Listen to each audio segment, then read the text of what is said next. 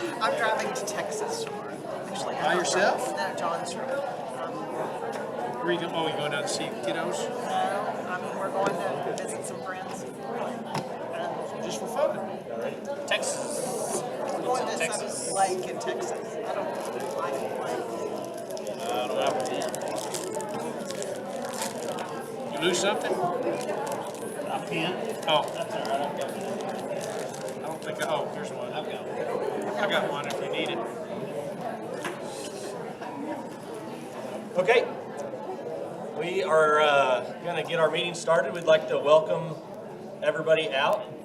This is the June 9th, 2026 meeting of the Springdale School Board. I want to thank you all for being here. Have some special guests and exciting night. So with anything further, if you would please stand and join me in the Pledge of Allegiance.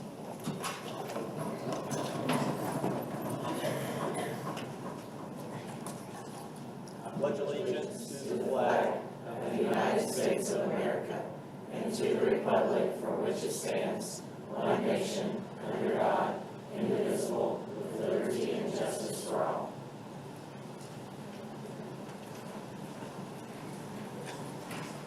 It's not near as exciting not having a student speaker, but summertime's a little bit different, so you just got stuck with me tonight. That brings us to our agenda for tonight. Do we have any changes to that agenda? Well, I think there's one recognition that we probably won't do. We'll try to put that off, which we expect early next supercars. Okay. He'll talk about that later. I don't think that takes a formal request for you to have. Okay. Other than that, it should be okay. Okay. Make a motion to approve the agenda as presented. Second.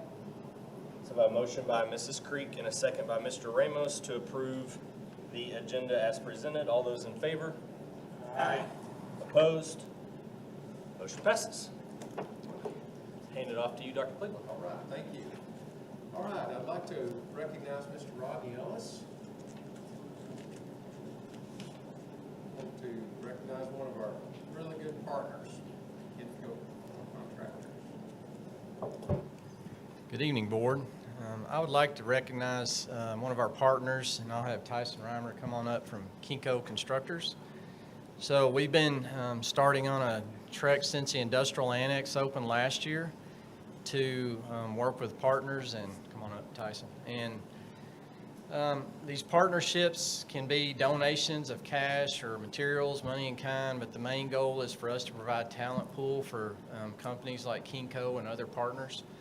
So Kinko was one of those companies that stepped up with us and has worked on donating funds to the Industrial Arts Annex. As you know, that was a very quick turn on behalf of the district with maintenance, doing a lot of that work, and the partnerships where we've been able to go in and finish setting that building up correctly in the shop. So these types of donations help us, and then also working with Tyson and Kinko to set up potential career opportunities in that company. We're working through that currently. So we can't do it without these partnerships, and what they do is huge for us to date. You probably will read this in your report that Dr. Cleveland sent you. We've had a little over $260,000 worth of in-kind donations and some support in some shape, form, or fashion to the Industrial Arts Annex. So that just shows the type of community involvement that we've had. So I'm going to let Tyson just speak a little bit about these partnerships and what it means for Kinko as well as our community. Well, thanks. Again, my name is Tyson Reimer with Kinko Constructors. Our office is right here in Springdale, and as far as the partnerships go with these guys, we like to give back to our communities, like to give back to the kids. Got kids of my own. Hopefully they'll go into construction someday. But anyway, to give back to the community means a lot to us, means a lot to our company, and the community that's involved. We get the privilege of doing work with Springdale schools as well. So we're able to do that, and we're currently building Westwood Elementary, starting on that deal. So that's going good, and we hope to utilize kids to help build that school. So anyway, we're excited about it, and we're thankful for the opportunity. Thank you.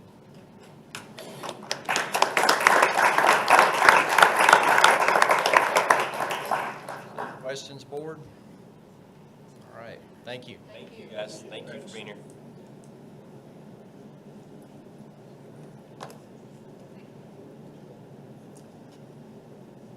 Up next, we've had some staffing updates. As you know, Dr. Smith has announced that she's transitioning to the University of Arkansas. I like to say that she's going to go run the doctoral program. That's not the case. But she doesn't like to say that she's retiring because she's not. But she is going to start collecting teacher retirement. Is that true? Okay, so I appreciate that about her. But we are going to miss her terribly. I walked through her office last night. She still had a few things left. I just looked at it a few minutes ago, and it looks, it is.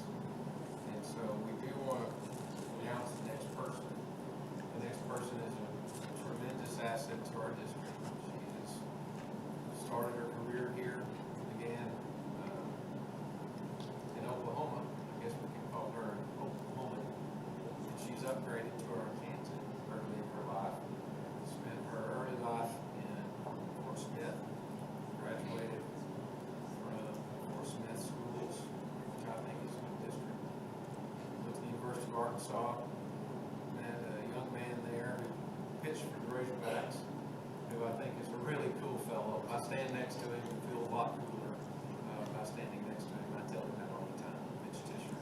They have two wonderful children, Max and Miley, and we've elevated her to deputy superintendent from associate superintendent. So I'd like to invite, in fact, I'd like to invite she and her own family, if they don't mind, to the podium. Ms. Shannon Tisher, our new deputy superintendent.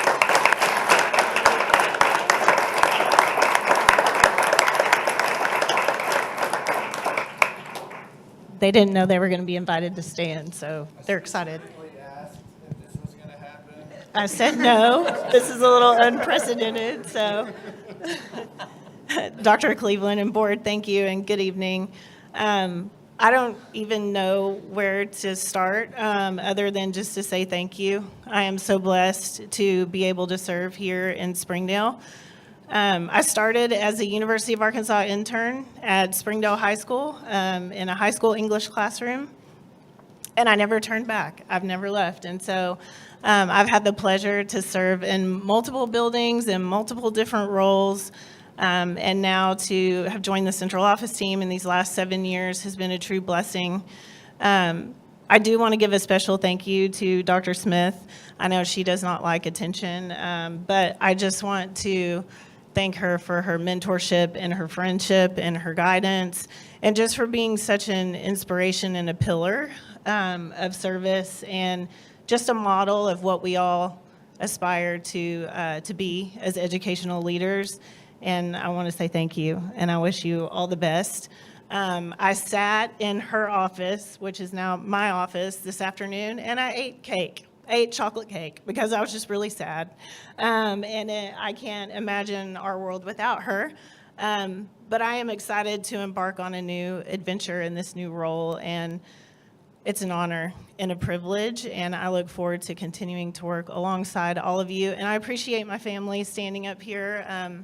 As Dr. Cleveland said, Mitch and I met at the University of Arkansas, and I talked him into leaving California and staying here with me. And then Max graduated from HAR-BER High School in 2023, and Miley is now a senior at HAR-BER High School. And I want to give a very public acknowledgement to them because they have supported me as a high school administrator, a junior high administrator, when your wife and your mom works 3-4 nights a week, and as kids you're raised at school events, and dad comes along too, and they have been a huge support to me to allow me to be able to serve in this capacity. And so thank you, and I look forward to continuing to work with the amazing people and students in this district.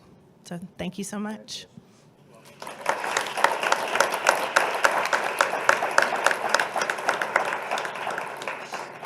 She neglected to mention that she was our English teacher back in Springdale Junior. I didn't know if you wanted me to talk about that publicly, but let's go there. Yeah, so just so everyone in the audience knows, every time I say, "Good evening, Mr. President," Nick was in my class, Mr. Emerson. If anyone ever wants to know about that, just let me know. I'll give you. And also Mr. Ramos, and they were wonderful students. And so it is a pleasure to stand in front of the two of you and be able just to say that I was your teacher. So thank you, and thanks for pointing that out. Wow. I wasn't going to say anything about that. Anyway, next I'd like to introduce someone new to us, Dr. Jennifer Barbary. Would you like to come to the podium, please? You're welcome to bring your family, but they may not want to do that. Well, I think I'll just have, I'll introduce them. Okay, that'll be fine. Won't you, as she's making her way, I've known Dr. Barbary for quite a while, and she's got an esteemed resume, which I believe you have. Dr. Barbary, would you like to introduce yourself? Sure. Good evening, board, and thank you, Dr. Cleveland and board, for this opportunity tonight. I am so thankful for being here. We've had a busy day getting to get around the town and finding a place to live. And so my name's Jennifer Barbary. I am here with my husband, Brandon Barbary. We've been married 25 years, high school sweethearts. We're both from Watson Chapel High School in Pine Bluff, Arkansas. And we have brought, go Wildcats. Yeah. We've brought our youngest daughter, Baxley Barbary. She will be entering her sophomore year in high school, and so we're excited about that transition for her. We currently reside in Benton. I've been a superintendent, assistant superintendent. I started my career as an elementary teacher, elementary principal. I got my degree from University of Central Arkansas, where our middle daughter is currently at UCA now. She just got into nursing school. And our oldest son, Brett Barbary, he went to Ouachita Baptist and played football. He's graduated, and so he has a real job. So he's staying in Benton for right now. So this is a transition for our family. But we're so thrilled to have this opportunity to be a part of such an amazing district. Of course, the good thing is I do know the ladies and gentlemen of your administration, just because they're so upstanding in all the different meetings and opportunities that we have together when we collaborate as superintendents and assistant supes and things like that. And so just being able to be on a team that is so strong and be a part of something so special that's here at Springdale, I'm just absolutely blessed and thankful. We had a great day, and I still say it's a God-laid plan, because we've been able to knock out 3 of our 4 things that we wanted to get done today. So we found a house, and now we're here at the board meeting, and so just moving right along. So this has been a great time, and so I just want to say thank you, and I welcome any questions if you had anything. Yeah. I don't have a question. I was just going to say I got an outstanding recommendation from a high school classmate of yours. Which is? Meredith Gilbert. She's Oh, my yes. sister-in-law. Oh, really? We're Yeah. awesome. She is awesome. We had a lot of classes together. Yeah. That's great. Well, again, thank you so much, and I won't take much of your time. I'm looking forward to just hitting the ground running on July 1. I'm here, and so we'll be transitioning. So thank you. Thanks, Dr. Cleveland. I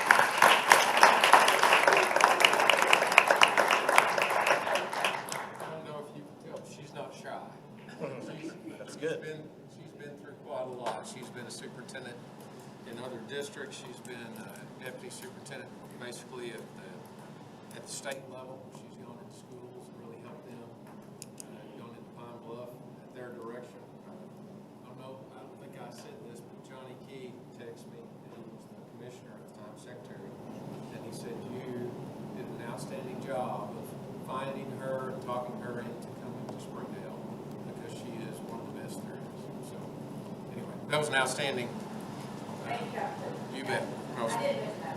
Sometimes you don't want to tell people you work in the state farm, and you just don't know it. I did too. I just was holding out whatever. They knew I did too, so it's fun. If you can survive it, you probably pretty good. So, anyway, next, Ms. Deputy Superintendent, I'd like to introduce you to come back to introduce Ms. Harrison. Is that all right with you? Yes, absolutely. Well, it is my honor and pleasure to introduce Miss Amy Harrison as our new K-12 Pathways Director. Amy, if you want to come on up.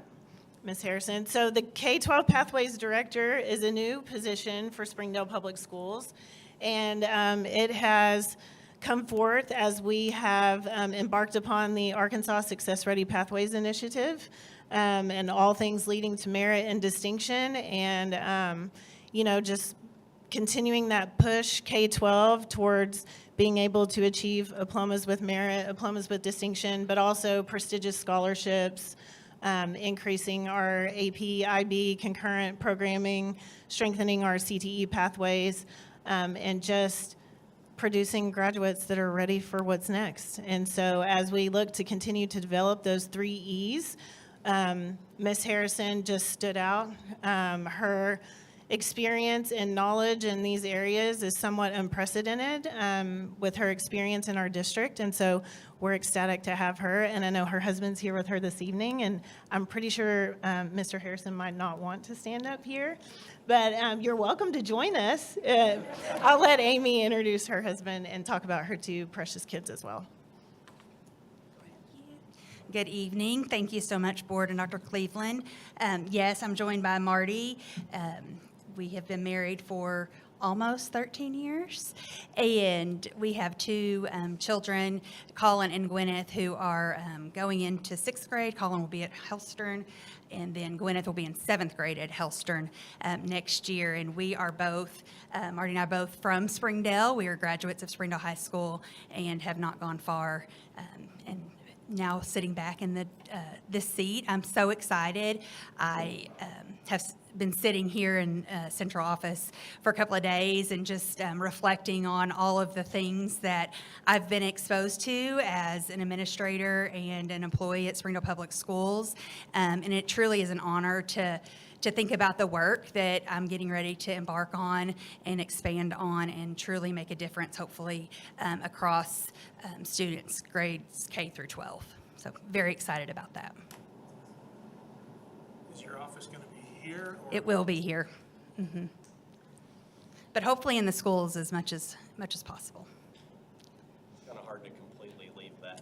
It is. It's very quiet. Already I'm missing the students, and that'll be a hard transition, I know, in August, but I just have to make sure that I remember that my why and what I'm doing is for them. So. Questions? Well, thank you. Appreciate it. Looking forward to it.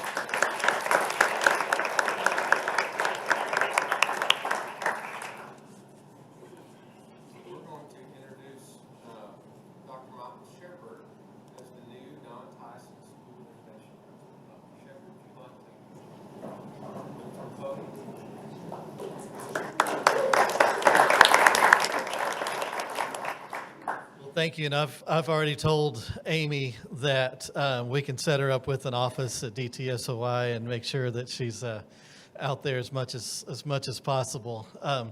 I am very excited about this new chapter. I'm filling some really big shoes, and 4 days, still kind of in both worlds of wrapping up Lakeside and moving to DTSOI, and already 4 days on the job, and I can tell what big shoes that I'm going to fill with Amy Harrison and her leadership and the way that her staff talks about her and her leadership. And so thank you for all the things that you've done at DTSOI, because you've made my transition a really easy one.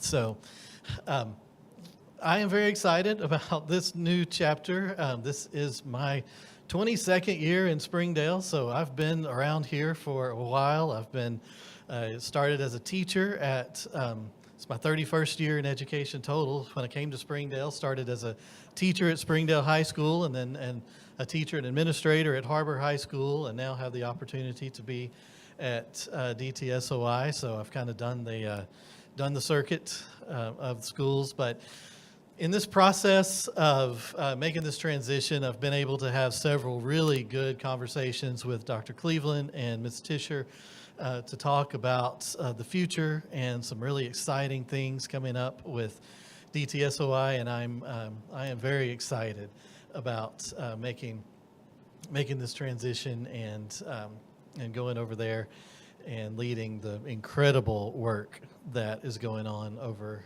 on the other side of Hilton Road. So thank you, Dr. Cleveland, for this opportunity, and thank you, Board. And I look forward to coming back and telling you all the really cool stuff that's going on in the future. I believe in you. Thank you. You have a lot to do. Yes, sir, I do. But you do get to brag on Lakeside next, don't you? I do. I'm actually.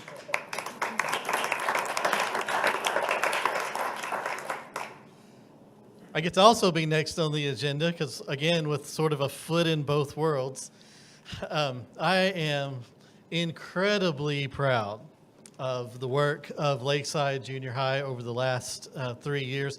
And in fact, I'd like Joel to come and stand with me because he's been an integral part of this as well. Lakeside was recently named as a National Model PLC school, which is one of the highest distinctions that Solution Tree gives to schools. And I'm really, really proud of this, not only because in order to be a model PLC school, you don't just have to have the structures and systems in place and be able to demonstrate that all of those things with evidence are there. You have to show 3 years of improved student results in their achievement and in their growth academically, which we were able to do. And so what we've been able to demonstrate at Lakeside is that we're not only doing the things, but it's resulting in student achievement and growth that Lakeside has never seen before. It's incredible work of our staff, and it takes a staff that is committed to this process, committed to the PLC process. And one of the things I'm excited about too with this is by having a PLC process in place. Now that I am transitioning across the street to another school, the process is a process that is owned by the staff. And so there's a guiding coalition in place, there's leadership in place, all the pieces are in place so that when little old principal goes somewhere else, the process is still in place. And so they will take it and they will do incredible things moving forward because the process doesn't depend, it's not person dependent. It doesn't depend on one principal or one assistant principal or one instructional facilitator that leads the process. It is a whole group process that does this together. And so I have no doubt that they will be able to take it and run with it. Joel, you want to add anything to that in the process? I would just say I'm just so proud of our staff, and our staff is so, like you said, they're committed, but there's such an intensity of how do we get better. This culture of growth that has really just taken off of let's get better, and it's not for us getting better, it's for our kids getting better. And how do we be data driven, and how do we really look at those things and decide, hey, here's the trends, here's where we need to get better. And they have just fully gone all in of let's grow, let's get better, and now that achievement is being seen because of that. So just happy for our staff, happy for our students, because our students are benefiting from this work, and so just thankful.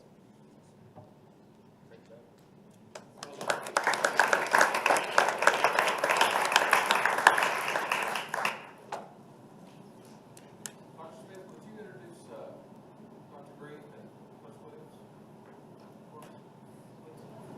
You sure?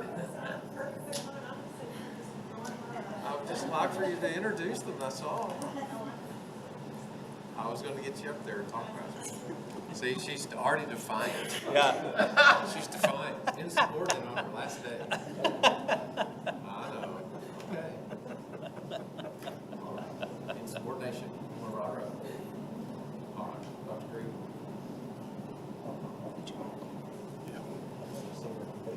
Well, thank you, Dr. Cleveland and the board. I'm extremely proud. I mean, we've had a great school year. Just a couple of weeks ago, we got to celebrate 652 seniors that graduated, and it was a great time. Behind the scenes, though, there were some exciting games being played, and tonight we're going to get to recognize some of those teams.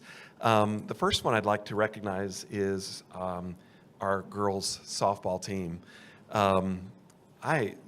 Coach Osnes, as you know, took the helm 3 years ago, and from the ground running, he has been committed, him and his assistant coaches have been committed to excellence and, to represent Springdale well for the past 3 years in the state championship game is just something that I will never forget. And so I'd like to introduce Coach Osnes and have him say a few words about his team. Coach Osnes.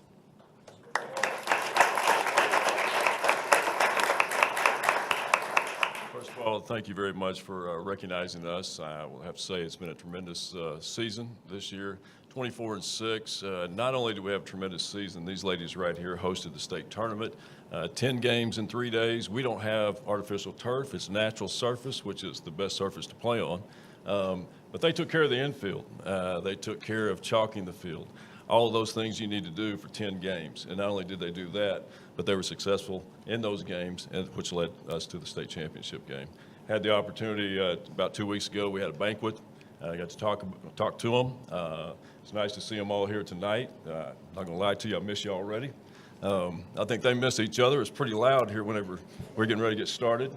I'm going to do something that, there's always something you do as far as one of these things go that kind of, I don't know, maybe they don't like, but I'm going to do it anyway. I'm going to have each one of these coaches stand up and recognize or introduce themselves along with all of our players, starting right here with Coach Holt. You got their attention. Until they like this, so you can just stand right there. I'm Honesty Holt. I've been with HAR-BER softball for the last 3 years. Hello, I'm Jared James, first year with HAR-BER softball.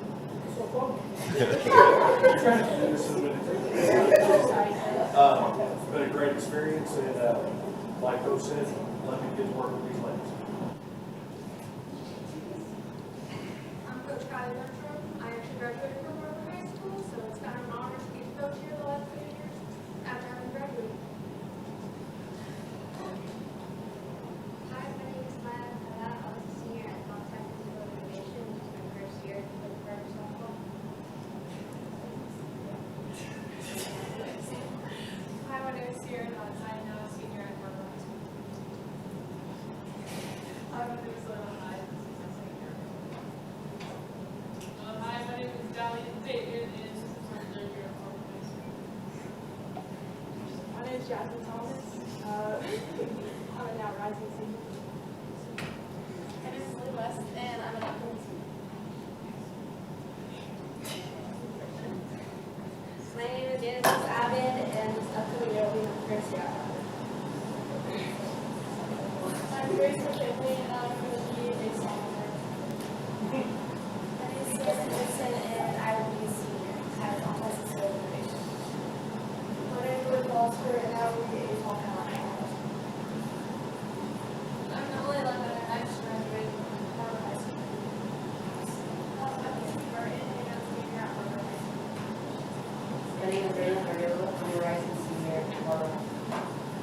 My name is Carla Ariola, and I'm a rising senior at HAR-BER.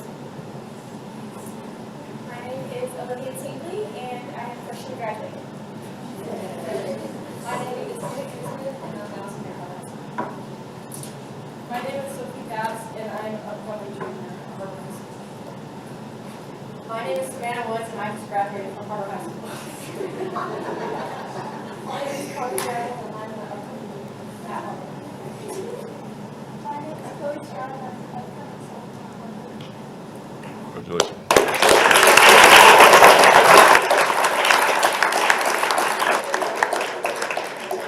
I guess that was my one parting shot as far as this goes. They're never this shy. I can tell you that, whether it's on the field or on the bus headed to Hot Springs. It's been a joy the last 3 years.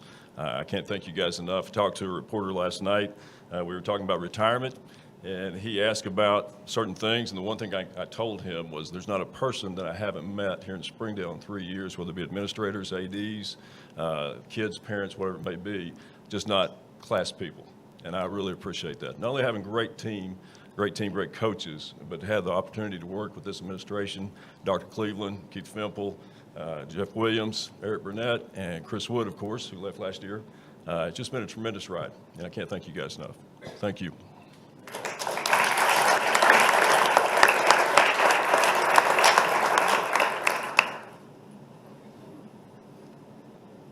Thank you, Coach Osnes. In addition to our softball team, our men's soccer team did an exceptional job as well. And as you know, our Wildcat softball team was named state runner-up in the tournament a couple of weeks ago. And at this time, I'd like to introduce Corey Butler, Coach Butler, to say a few words to the board.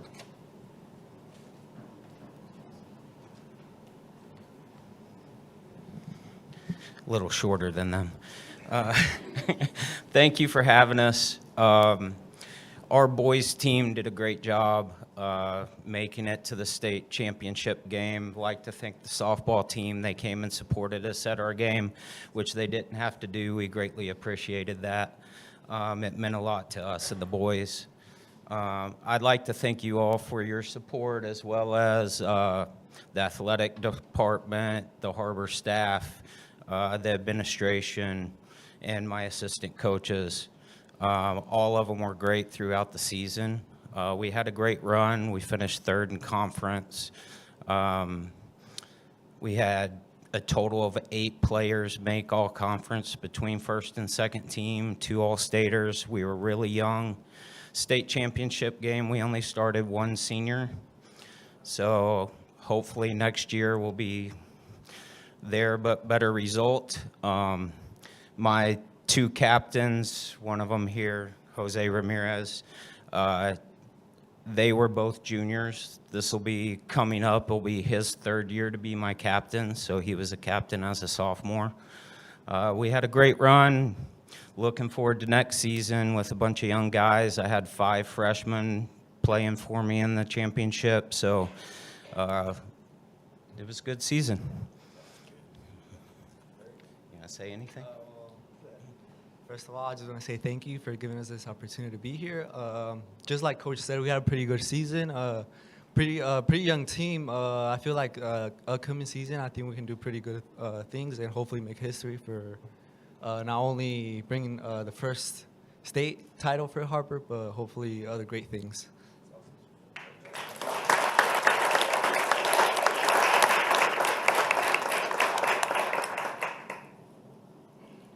Well, again, we are extremely proud of our softball and men's soccer teams. 2 other teams, and they wish they could be here.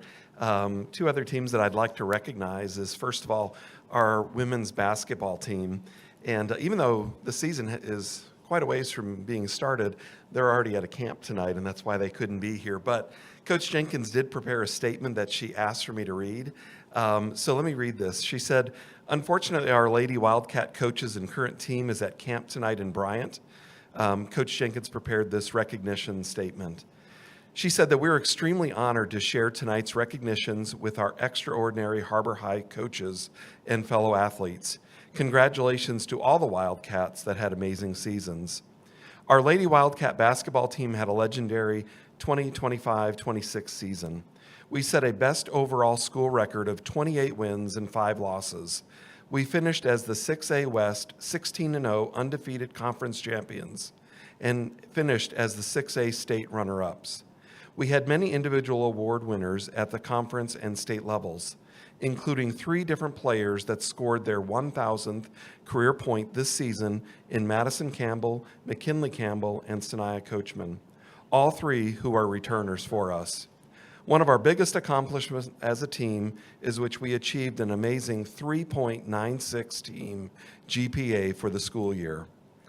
Out of the 33 games played this season, only 9 games, 8 which were conference games, were actually played at HAR-BER.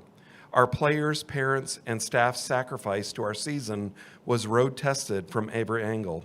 From our budget to our team chemistry to our parents traveling to support, we were all able to persevere and turn this into an exceptional season. We want to thank our athletic department administrators, our district administration, our teachers, our fans, and our feeder coaches and players, all for their support. Our parents and family supporters have been nothing short of ultimate team players. But our players and managers deserve the most recognition for their hard work and commitment to our one team core values of excellence, both on and off the court, as we displayed the we before me mentality. From Missouri to Texas and back to our home state, These ladies represented our home school and district with hard work, classiness, and team play. And again, she wanted to just thank the board and Dr. Cleveland for their support. And I have a few pictures here, as you can see on the screen, of our women's basketball team. And again, they had such an exceptional season. And again, we're young and look forward to returning, hopefully, to the championship game again next year. And there is a video that they wanted me to share. Go. Thank you, school board. Go Cats! Yay! So again, we are extremely proud of our ladies basketball team, and they wish they could be here tonight. The final team that we'd like to recognize is our men's basketball team. And this statement was written by Coach Steffenbaugh, and again, they're actually playing as we speak, so they wish they could be here tonight. Coach Steffenbaugh says, first, I want to thank Dr. Cleveland and the Springdale School Board members for inviting our team to be here today and for everything that you do for Springdale Athletics. Your support means a great deal to our program. This season, our team surprised the league. No one picked us to finish where we did, but these young men proved a lot of people wrong. We finished with a 23-7 record and claimed the conference championship at 13-3. Over the past 2 seasons, this senior class has put together an incredible 43 wins and just 18 losses. They finished second in the conference as juniors and won it all this year. We also had several players earn major postseason honors. 2 players were named to All-State, Bari Washington and Sammy Hinsey. We had 3 that were named to All-Conference, Bari Washington, Sammy Hinsey, and Ryan Spencer, and also Jordan Brown was named the all-defensive team. There was also a special recognition from the men's basketball team. Bari Washington was voted the Conference Player of the Year and the NWA Player of the Year. Coach Steffenbaugh says that we couldn't be more proud of these young men and everything they've accomplished. We want to also recognize the seniors who may not have received as many headlines but played a huge role in our success, these being T.D. Mosby, Brenner Boren, and Austin Cordell. Also, we have 3 of our seniors that will continue their playing careers at the next level. Bari Washington will play at Pearl Ridge Community College, Sammy Hinsey will play at John Brown University, and Brenner Boren will play at Link Prep Academy. Again, Coach Steffenbaugh wishes that he could be here tonight. We certainly are proud of these teams, and I know we have a couple more that we're going to recognize in July, but again, it's a great day to be a Wildcat. Thank you.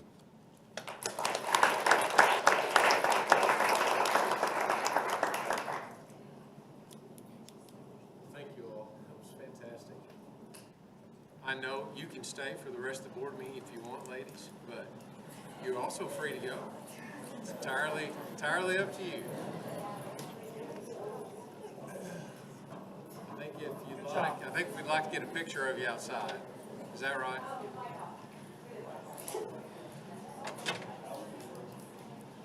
Hey, Coach, thanks for speaking tonight. No problem. Good job.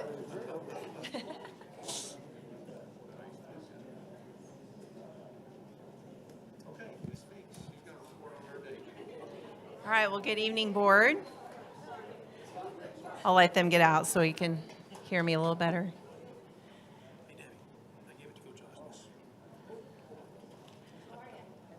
I'm here tonight to give you an update on 3rd grade promotion. We were recently in a training with Dr. Luis Cruz, and he made a statement that kind of stuck with me. It said, "In God we trust, everything else you need data."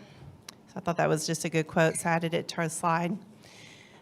Just as a reminder, the LEARNS Act requires school districts to retain 3rd grade students that do not score level 2 on the Atlas summative assessment unless a good cause exemption exists. Some examples of good cause exemptions include students with IEPs, 504s, ELL students, and students who are previously retained, and this is all with 2 years of documented science-based reading interventions. This is our data from the spring summative assessment. The state, and again, this is not scrub data, this includes our highly mobile data. After the data has been scrubbed and highly mobile has been removed, we will see changes in these numbers. But comparatively, 43% of third grade students in the state scored a level 3 or 4, and 41% of Springdale School District's third grade students scored a level 3 or 4. And if you skip over to the bar chart, the mustard yellow color, that's the percent of students that scored a level 1. So comparatively, the state had 22% of third grade students scoring a level 1. Springdale had 26%. The lime green color, that is level 2. The state still considers level 2 grade level, but it's a basic command of grade level standards. So 35% of the state scored level 2. Springdale had 33%. The green is a level 3, which is labeled ready. 24% at the state, the district was at 22, and then the blue is a level 4, and state and district were tied at 19%. So out of the 403 students in Springdale that scored a level 1, 390 of them qualified for a good cause exemption. So most of our students we were able to promote to 4th grade with a good cause exemption. Out of the 13 students that did not qualify for good cause exemption, 2 parents requested their child be retained in 3rd grade. One reason was because of maturity, and the other reason, the student was not 3rd grade age, would be 3rd grade age this year, so the parents elected to hold them back. So we had 2 parents that wanted to hold the students back. The school agreed, and those 2 students will be retained. The state also opened up intervention window for us to do retakes during May 18th through June 30th. We began our interventions as soon as we were finished with our ELA summative assessment and continued them through the week after Memorial Day. We hired substitute teachers to come into each of our elementary schools and cover our highly qualified teachers to work with students on test-taking strategies and the genre of test-taking. And so our teachers sat next to students, watched them take assessments in the Atlas portal. And the students, as they were taking it, the teachers were asking them questions such as, why did you answer the question that way? What were you thinking as you chose that answer? And really got a glimpse into what children were thinking as they were taking the test, and then were able to give specific feedback and do a lot of coaching in so that students had a better understanding of the genre of test taking. So we retook the test. We had 4 or 5 schools that had students that had to retake the test. If you look at the state data, they retested, and the window's not closed yet for the state, so these numbers will change. But as of yesterday, when I pulled the data, 60% of the state's 3rd grade students who retook the test remained a level 1. In our district, we only had 1 student that retook the test that remained a level 1. Most of our students grew to a level 2. Some of ours even grew to a level 3. So 73% of Springdale students scored a level 2, which was passing on the state assessment, and are able to promote to 4th grade. At the district level, 36% were able to accomplish that. So we were really, really proud of our students, with us only having to retain 1 student for not being able to get a level 2 on the ELA summative assessment. I also want to point out that the average reading skills score for the state was at a 1039, and Springdale students, we were at 1054, with 1060 being grade level. So we were closer to being on grade level than the state, significantly. Do you have any questions? Good news. Very good news. We were very pleased. Good faith, is that what you call them? Good cause exemptions? Yes, good cause exemptions. What were they mostly from? They were mostly students who had, who were language learners, that we were saying the command of language, they were not able to be successful on the test, but we have 2 years of documented interventions that show that they're progressing, not only in their language skills, but in their reading skills. Also students with IEPs and 504s. Again, 2 years of documented interventions showing that they're making progress. They're just not there yet to be proficient on the test. We're really anxious to get the growth scores back because we think we're going to see those students really shine.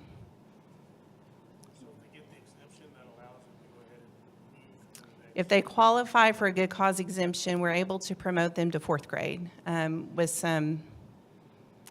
with a teacher that's considered highly qualified. And do we feel like we have people in place? We did a lot of work this last year to enroll teachers in pathways that would get them to master designation. And so although they will not start the school year with master designation, they will complete that in early September. And the state is allowing us to go ahead and place the students in their classrooms. So yes, I feel like we have teachers in place to handle the load of students that will be coming to 4th grade that need highly qualified teachers. Okay. Thank you. Hello again. I have just a short data report regarding the graduating class of 2026. We had 1,582 graduates to date. We have a few more that we will finish prior to the end of this month. They are working diligently, and so this number will go up a little. I did want to report to you that they earned $31.8 million in scholarships this year. So a huge congratulations to our graduating class. One of our goals, we have several, but one of them over the past few years, we've worked closely in conjunction with the Springdale Public Schools Education Foundation, with Chris Steckline and Kelsey Roth, to increase our number of students who apply for local scholarships. And so we have done a huge amount of work specifically in our high schools with our counseling teams and our administrators to come together and work on all different kinds of ways we could overhaul the system, make it more streamlined, make it more accessible to our students and families to apply for these local scholarships. And I'm pleased to say that we're making some really, really excellent progress in that area. So I wanted to let you know a few celebrations regarding that specific goal. The number of seniors who applied for local scholarships with the foundation increased 150% in one academic year, from 110 students in the class of 2025 to 280 students in the class of 2026. And so we're very, very excited about that. The number of seniors applying for workforce scholarships more than doubled from 15 in 2025 to 33 in this class. And workforce scholarships are continuing to increase in terms of the foundation. And so that has been a newer type of award that's been available to our students, and so it's increasing there. A total of 85 scholarships were awarded just this calendar year or academic year. That is a record number of awards. 10 of those are brand new, and all 10 of those will be annual scholarships for those students. And I did want to point out that the Springdale Education Foundation has awarded 917 total scholarships since 2011, totaling $1.25 million. And just for some comparison, there is no foundation in our entire region that is even close in this regard. Our education foundation by far leads the region, not only in number of scholarships awarded, but especially in the fact of the annual awards and the totaling $1.25 million. And so this is just another testament to this community and to our partners and to the foundation who work so hard, and for the people who champion our students and provide these amazing opportunities. And so I did want to give you an update on that this evening. We have an entire team of people across the district who are working on compiling data regarding enrollment, enlistment, and employment. And so as you all know, we are participating in the Walton Family Foundation Empowerment Grant, and so some of that data will be metrics for that grant, but also in this new world of merit and distinction in the 3 E's, we are working to collect more comprehensive metrics. And so in July, I'm hopeful that if we get all of our data together in time from this class, we're still pulling a lot of that together, that I'll be able to give you a 3 E's report from the class of 2026. That will be a new report that we haven't done before, But we'll give it the first time, and we'll see how it goes, and we'll see how much we can enrich that. And every year, we will work to improve that report to give you a real idea of where our students go after they receive their diploma. And so, any questions for me? Awesome. Okay. Thank you all.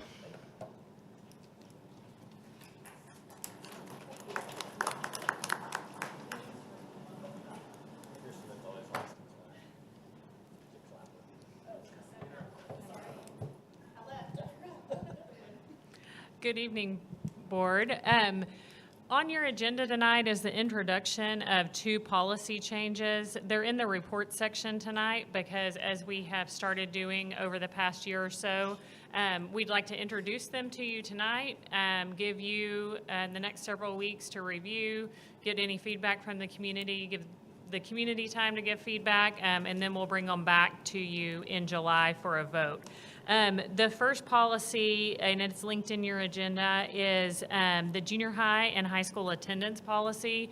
These changes were brought forward by the counselors and administrators as a result of when we moved to block scheduling a couple of years ago. We did not change the attendance policy. So as a result, students could really miss a significant amount of class time before they would be in a position of losing credit. So this really just lines it up with kind of the amount of time we had before, but now we're on block scheduling. The second proposal is changes to the graduation requirement and honor grad requirements. And those really were changes that will now align everything with merit and distinction as those move forward. And so again, just small tweaks to kind of align with what our practice is. I'm happy to answer questions. Ms. Tischer can also answer specific questions as well, either today, over the next few weeks, or in July when we bring them back for approval. Are there any questions tonight? Okay, thank you. Thank you.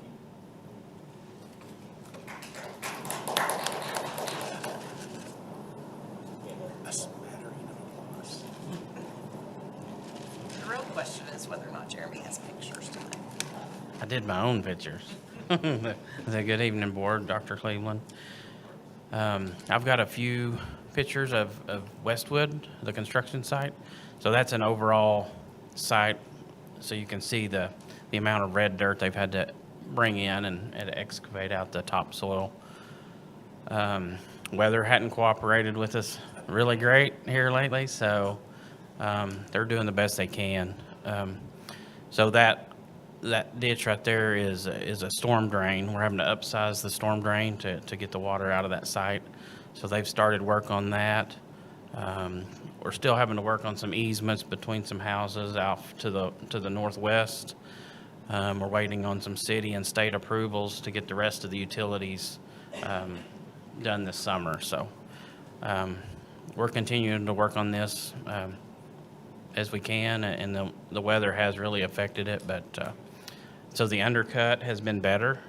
We had calculated in about 2.5 foot of excavation, and we've been averaging about 1.5 feet. So that's going to be a big savings to the job. So that's one of the pluses. But they have done a lot of work. The pictures doesn't really do it very much justice, but they've moved a lot of dirt in and out of the site. We do have a job trailer on site. It's up and running, so we'll have our OAC meeting there tomorrow. But do you guys have any questions on Westwood? I said I wanted a metal detector out there. A what? A metal detector. Oh, yeah. Time of money. Yeah. What Yep. causes, you thought it was gonna be like 2.5 feet, and it ended up only being 1.5 foot? What causes the difference there? So before the job starts, we core sample throughout the job site, and that tells us about how much we're going to have to excavate out. And then once we got in there, it was better than we expected. So, but the weather has slowed us down a little bit. But I mean, right now we're still on the construction schedule. And Is the drainage issues causing any problems for the neighbors? no, right now that line is just. It's not in use. We're still using the old drainage. We are upsizing all the way to the city.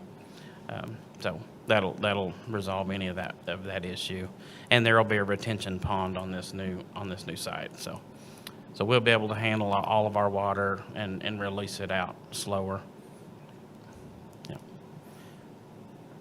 Okay. All right. Thank you.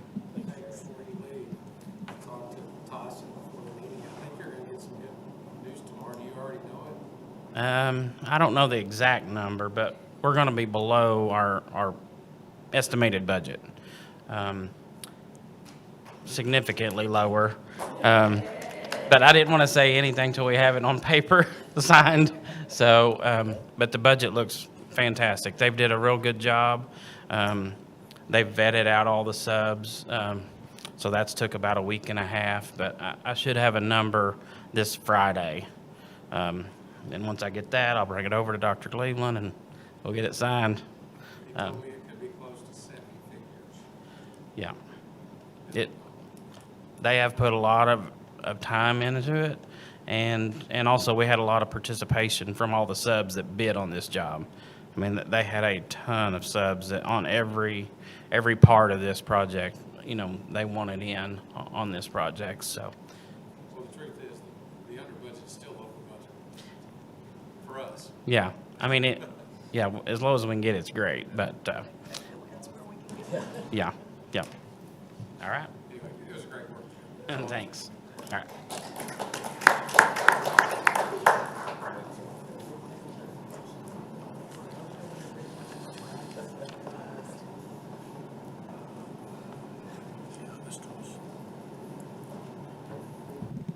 Good evening, School Board and Dr. Cleveland. My name is Valerie Hanna. I'm president of the Springdale Education Association and also a teacher here in Springdale.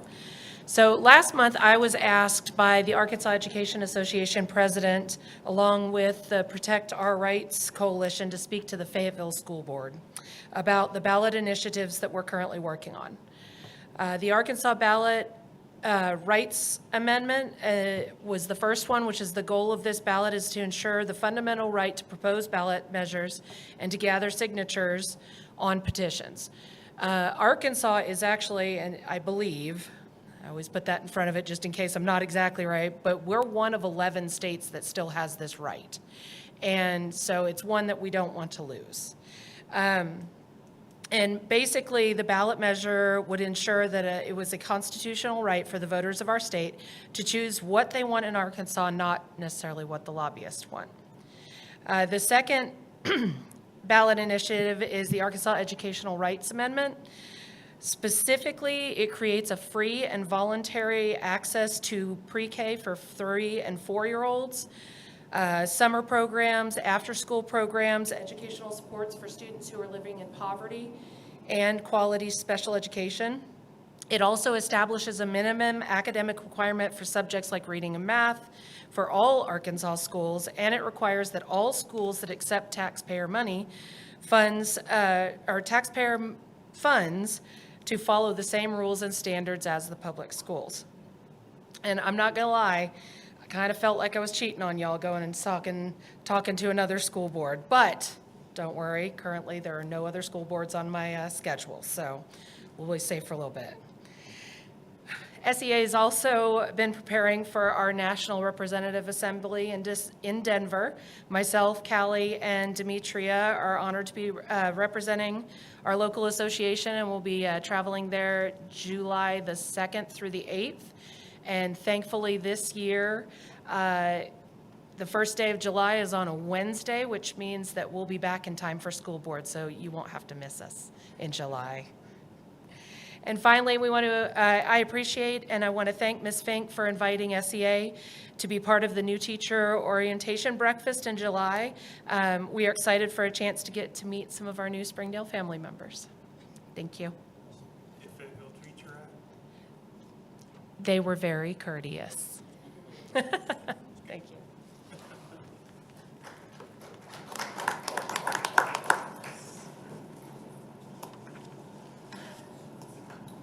We have no patron comments, correct, Kendra? We have no patron comments, correct? Okay. That brings us to our consent agenda. Do we have any questions or comments there? Entertain a motion. Make a motion to approve the consent agenda as submitted. A motion by Mr. Hutchinson and a second by Mrs. Cook to approve the consent agenda as presented. All those in favor? Aye. Opposed? Motion passes. Ms. Hopkins.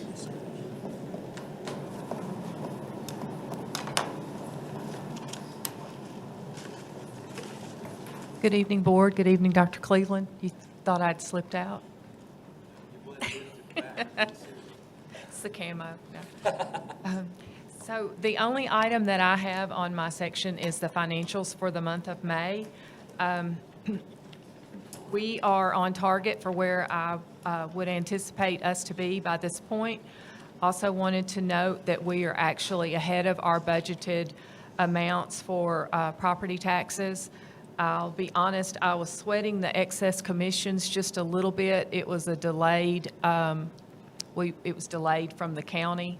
So I was stressing that we weren't going to meet our projection, but we did. So we're at 101.16% on that. And we are on target with where I think our expenditures should be this time of the year. As you know, all of our certified staff will get 3 checks for the month of June, which covers June, July, and August. And so we expect that we'll have a big chunk come out in payroll for this month. I spoke with Dee, merit pay. I think we got notification today that we would be getting that funding from the state on the 24th. Yes, and so she feels pretty confident that we'll be able to make those payments out by the end of the month, which, you know, helps us from the accounting office. We like to keep all those things in the year that those are supposed to happen. So I don't really know exactly the delay on the state's part, but we are receiving that funding a little bit later than we typically do, but we do feel like we'll be able to get that turned around and back out timely for our staff. I keep a little spreadsheet. I know that I've talked about this spreadsheet during when we've had work session for budget, and so I don't. Dr. Cleveland, I know he'll ask me. He always asks me, where do you think we're going to be?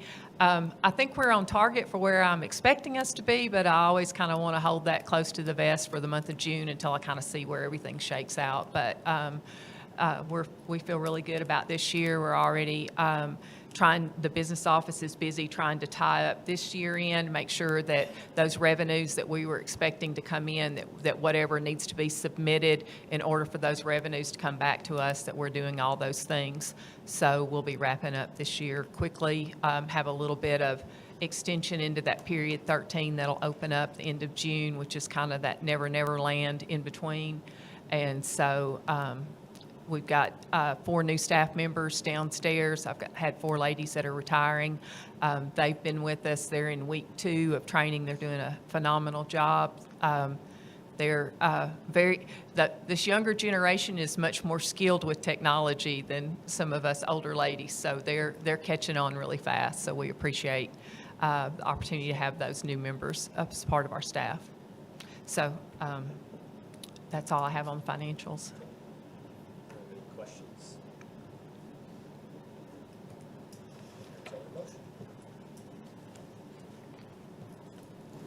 Make a motion to approve the May 2026 financial report.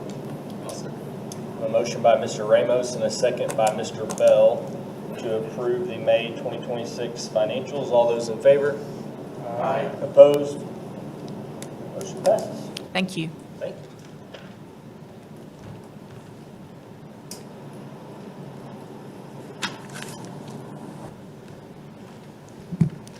Good evening again, Board. The next item on your agenda is the interview and appointment of a board member to fill the Zone 2 vacancy. Zone 2 was vacated by Mr. Emerson, who moved residences and ran for the open Zone 1 position. So this vacancy, the person appointed to the position will serve to the end of the term, which is 2028. We are very fortunate that we have 3 really qualified candidates coming before you tonight. I'll admit, mid-May, when we hadn't gotten anything, I was starting to get a little bit nervous. So I was really pleased to see that 3 people were interested in serving. I do want to publicly thank the Washington County Clerk, Becky Llewellyn. She was wonderful in this process and kind of helping me figure out how in the world you verify a petition. She said, just send them to me, I'll do it. So I very much appreciate her help in making sure all of the applicants had valid petitions. So just some reminders. I know this is a new process for all of us, and we've talked about it, but we've never done it. Everything related to the filling of the vacancy has to be discussed and acted upon in open session. This is not something that you can go into executive session to discuss and come back out. So it will all be here in the public. Each candidate who submitted their materials, which you have in front of you, will be given 5 minutes to address you. On my next slide, we've got a 5-minute timer so that we keep everyone on track.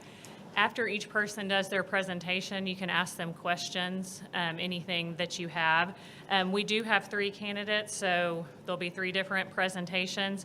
Not that this has come up, but in case you think about it, you can only consider candidates who have submitted their materials. There's not an option for a write-in here today, if anybody was thinking about that.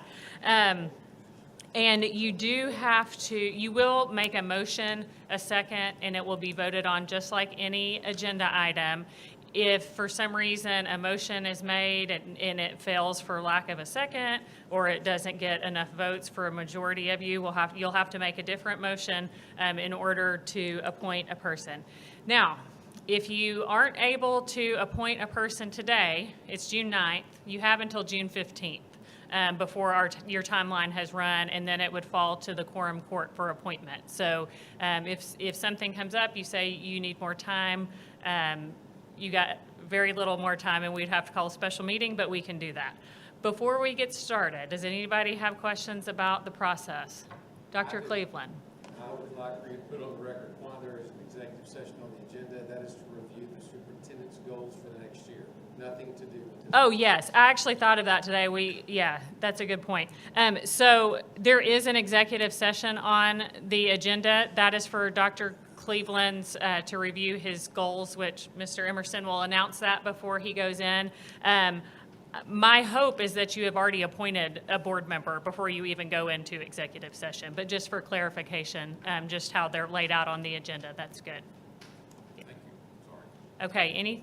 And whoever, if we do and whoever we appoint, they will not be, like, they won't go into executive session with us, correct? They have to go be sworn in. That's correct. They will not go into executive session with you tonight. We will get them in contact with the clerk, and they will go take that oath quickly, and then they'll be able to step in and fulfill their duties as a board member. That's a good question. Okay, you ready to get started? Yeah, so I'll just give a little set. I'm going to start with, like Kendra said, we're extremely blessed to have 3 really good applicants. There are boards across the state that would be ecstatic to have this problem.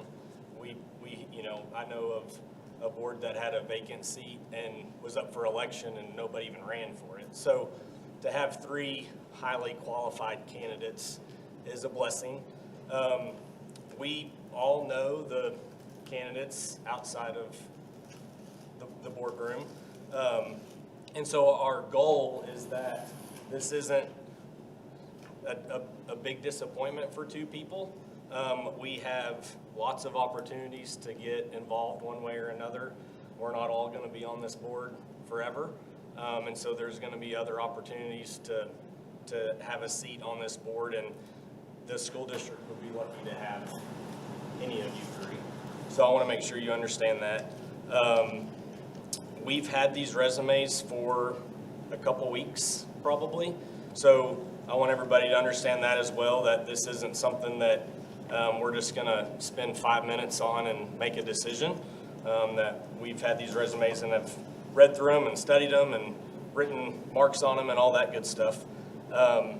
So with that being said, you'll get 5 minutes. What we would like to do is have each of you speak your 5 minutes, have your 5 minutes, and then at the end of that 5 minutes, then we'll just have some Q&A time and with each of you instead of doing Q&A in between, if that's okay.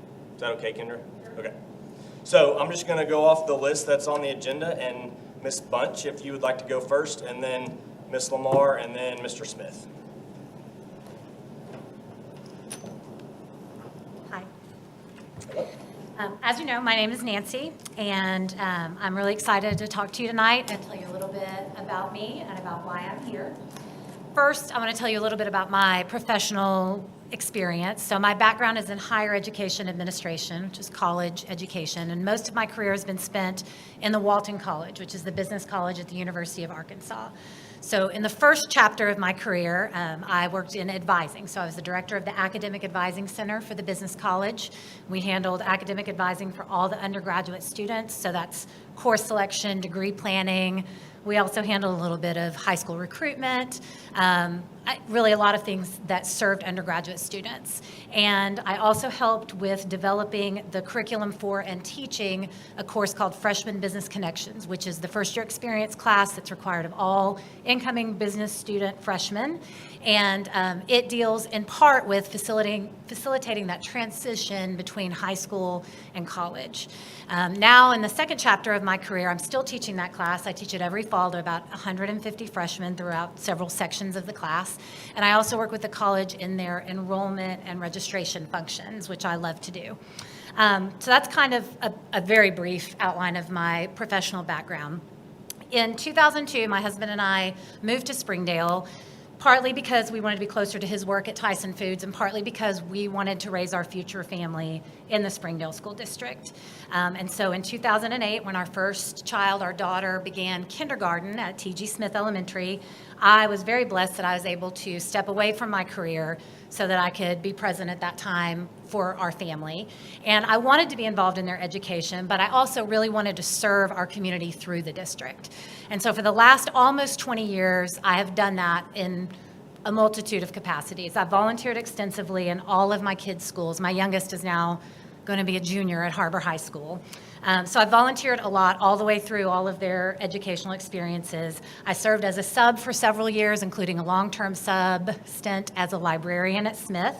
I've been on committees, I've been in PTA, I was PTA president for several years, and I was also on the superintendent's patron shelf board for several years.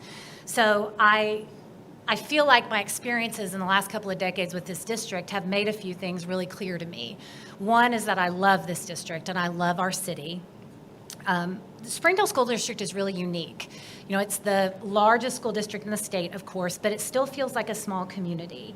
And our students and families are beautifully diverse in really interesting ways. And I love that our district has embraced that and has made it a strength of our district. And I think that's just really unique and really special. I share the district's vision about personalized and diverse opportunities for our students. I think that's so important, and I also really share the belief in the mission that we can lead in educational excellence and that we need to empower our learners with a safe and inclusive work environment. I just see that as so important.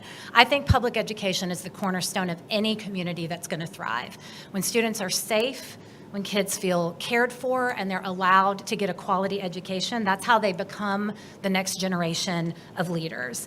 And I see the opportunity to serve on this school board as an opportunity to serve that process. If I'm chosen, I'll be a school board member that'll make every effort to listen to and serve our community. And I also really look forward to working with and supporting the administrators and the teachers of this district. They are the ones who are the experts. They have dedicated their lives to this district, and they need the support of a school board, and I believe really strongly in that as well. I know this district. I know how it's organized. I know how it's structured, how it functions. I've watched it over 2 decades grow and evolve, and I really think that I've contributed a little bit in small ways to its successes. And we have over 21,000 students to serve. That's a lot of stories. That's a lot of different needs. and the work could not be more important, and I want to be a part of that work. I've been a resident of Zone 2 for a long time. I've come to know hundreds of students and people in this community, and I don't take lightly the responsibility of serving them. I believe that I'm ready to combine my professional experience and my skills with my dedication to this community and to the students and family that your school board serves. And I am ready to dedicate my time and my efforts to this school board if I'm chosen. Thanks. Good job. All right, Ms. Lamar. Ms. Lamar, if you would come to the podium. How are you all? Good, we're good. Good. Okay. So good evening. I am very excited to be here this evening, and my name is Ginger Lamar, and thank you, Board and Dr. Cleveland, for having me. I would love the opportunity to serve on the Springdale Board. I believe that the people here that make this organization are the ones sitting in front of me. It's the people that make the organization. It's the people that they believe in and trust, and I would love to be a part of that. Working together, I feel I could bring additional energy, community connections, and a strong commitment to serving our students, teachers, and families. And so now I'm just going to tell you a little bit about me. I mean, that's the reason I feel like we're here, is you need to understand why I might be a good choice for the school board. So I'm not originally from Springdale, Arkansas. And so after my family had experienced a tragedy, I gave myself a 3-year plan to move to Springdale, Arkansas. And so in 2019, I began a new chapter in my life, and here I am. And I love Springdale. For more than 25 years, I have worked in Chamber of Commerce leadership work. First, my passion is connecting people, building relationships, and helping communities thrive. Throughout my career, I have worked closely with school districts as a collaborative community partner, and including both Joplin, Missouri, where I came from, and Springdale, Arkansas. And so what I'd really like to do is share with you a couple of those examples of what that looked like. When I was at the Joplin Chamber, we created a program called TREC. It was teaching reading to every kid. And the reason we developed that program with our school district was because our 3rd graders were failing in reading. And so we developed a mentorship program and helped design that and implement that. It was a weekly mentor program, and it was to increase the test scores for the students. The other thing is, after we had our tornado in Joplin in 2011, the first ones that were there to help the school district, we had no high school left or some other schools, and so we were helped to secure a place for that high school to have a temporary location for several years in one of our malls. So those are close relationships that you build with that. Here at the Springdale Chamber, we were able to create our first Marshall Lee's Educational Youth Initiative, where we were developing 6th and 7th grade Marshall Lee students to understand the opportunities that they would have as a future in their life. Then we also work with the workforce development, team, I would say the team, partners to connect the business community with students, creating opportunities for mentorship, engagement, and career exploration through hiring events. So through all these experiences, I have learned that relationships are vital to success, whether personal, professional, or educational. Strong communities build through strong partnerships.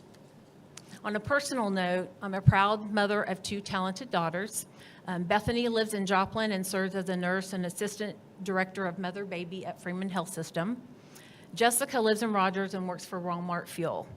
I'm also blessed with 4 grandchildren. I don't let them call me grandma. Sawyer is age 12, EJ age 8, George age 4, and Hudson, who passed away shortly after his 5th birthday. Nearly 2 years ago, I moved my parents from Olathe, Kansas to Springdale, and now they call Springdale home. So now we're a cohesive family all here together. So what makes me who I am is a close-knit and supportive family, a career that I truly love and believe in, a passion for giving back to my community, building strong personal and professional relationships, a commitment to lifelong learning and growth, being intentional, dependable, and dedicated, and a no-nonsense, no-drama approach to leadership.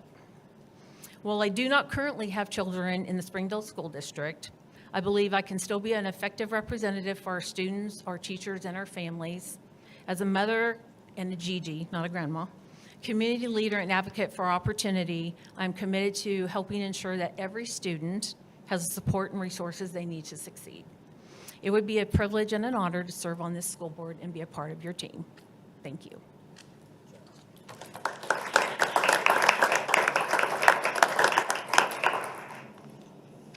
All right, Mr. Smith?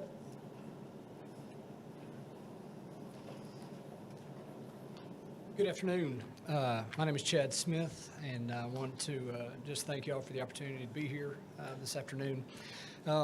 Just a little bit about me and myself and my family. My wife here, Rebecca, of almost 26 years, moved to Northwest Arkansas in 2008. I lived up here as a kid, moved to Little Rock, back and forth, and I had the opportunity with work to come up here in 2008.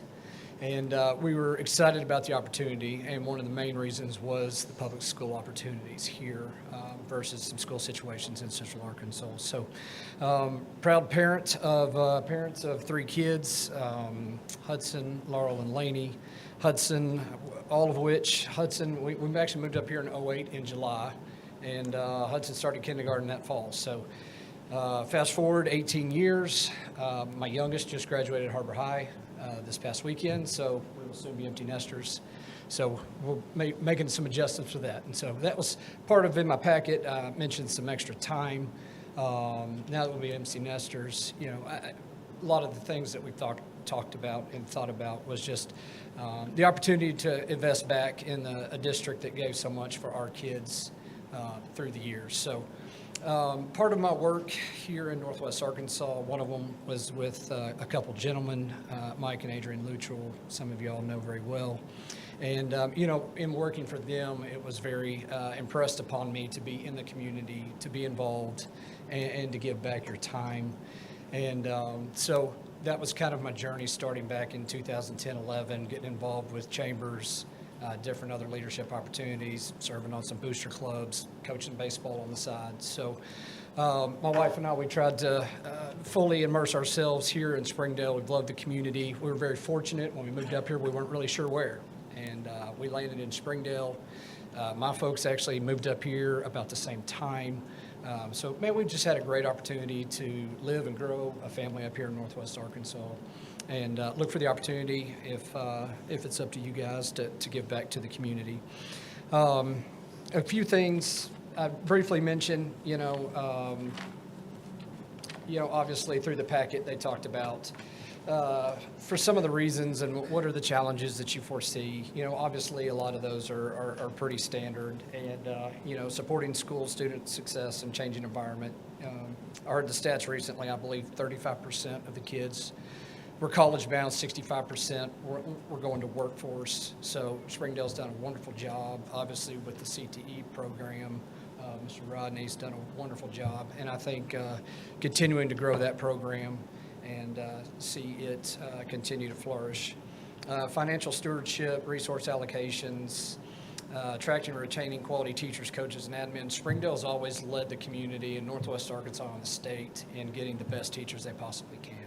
And I think that's a must priority to continue to do that and keep the way Springdale has done that in the past, even with different challenges with Learns Acts and things that have come about. So recently there was a podcast, and I like this quote. Dr. Cleveland on that deal said, "It's not the first curve that'll get you, it's the second one you see. It's the second one that you don't see." And I think a lot of these things that I mentioned are the things that you kind of know and you see. But I think there's obviously some impending stuff that could come in the next few years. Obviously with Learns Act, potentially challenge to the constitutionality of that. Future growth, contraction, maybe more growth with the school district and what that looks like. Springdale's an incredible community that's poised for a lot of growth. Talking with local departments here, engineering firms. Springdale has some of the best infrastructure in town, so I think the town will continue to see a lot of growth that will obviously positively impact the district. So I guess I just want to end with, I appreciate the opportunity to get up in front of y'all to discuss this. If I jump into something, I'm somebody that I dig in, I commit, and I commit to learning and trying to do the best that I can. As far as some of the abilities of discerning, reasoning, networking abilities. I know a big part of this is working with city leaders, community leaders, even state level. I've got some relationships throughout the state. So I feel like a lot of those abilities could positively impact the school board. And but yeah, we love this community, and if it would be up to you guys, I'd love the opportunity to help out on the school board. So thank you.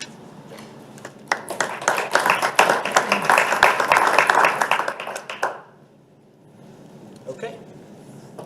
Well, as evident, we have 3 really good candidates, obviously. This is really, if I'm being honest, not a fun decision or fun thing to do. I'm debating just letting someone have my seat because y'all are probably better at this than I am. What we'd like to do right now is if y'all, if you want to just maybe, so you're not just all staying at the podium, maybe just come sit somewhere up here and we'll just have you come up and ask you a question, and then y'all can just kind of rotate through and answer a few questions for us and go from there. And rotate the festival first. Yeah, sure. Chad, you want to go first since you were last to talk? All right. You can just go to the podium. Yep. And if anybody has any questions outside of kind of the predetermined ones that were in the application, go ahead. Okay. Since you ended by saying, you were talking about discerning reasoning and like the partnerships that have to happen between the different groups. And I think that's one piece that sometimes people miss is like we're elected by the voters and we have to represent all sides, like not just the school district, but the taxpayers and the voters. So how do you balance listening to how would you balance listening to parents, teachers, staff, taxpayers, and administrators when those groups disagree? Like, where do you find the balance in that? Where would you? You know, I think just first off, I think getting to know as much about the district and the different ways things happen. Obviously, lots of different opinions on the LEARNS Act. You know, very different opinions, very heated discussions. I'm sure that has happened. You know, I think it's a balancing act. Obviously, at the end of the day, it's about the kids. I think you listen to the parents, you listen to the legislators, but at the end of the day, what's best for the kids? We've got, I believe, 50-something languages, lots of wonderful backgrounds, different backgrounds of kids, and I think any decision made has to put them first. Ginger, you want to come up and give your input to Debbie's question? Do you want me to ask it again? Yes. So, It's hard to hear back here. Yeah, I'm sorry. The air hasn't shut off since we got I know. here. So I keep trying to like. How would you balance listening to parents, teachers, staff, taxpayers, and administrators when those groups disagree about something? Like, So having a family and being a mother and also working in a business and community, I think one of the most important things people probably forget is sometimes it's better to go back to basics, but also to follow the mission and the vision, because that's why we have it. It's kind of the foundation, the principle of where this organization as a school district lays, and that kind of should guide us in where we should go. Now, that doesn't mean that people can't agree to disagree, but I think it's important to listen, because a lot of times listening instead of talking so much can give you a different value of really what's happening. And I think educating people into really the sense of what is best for the students and the families of Springdale community. And so I would say stay true to following the mission and the vision.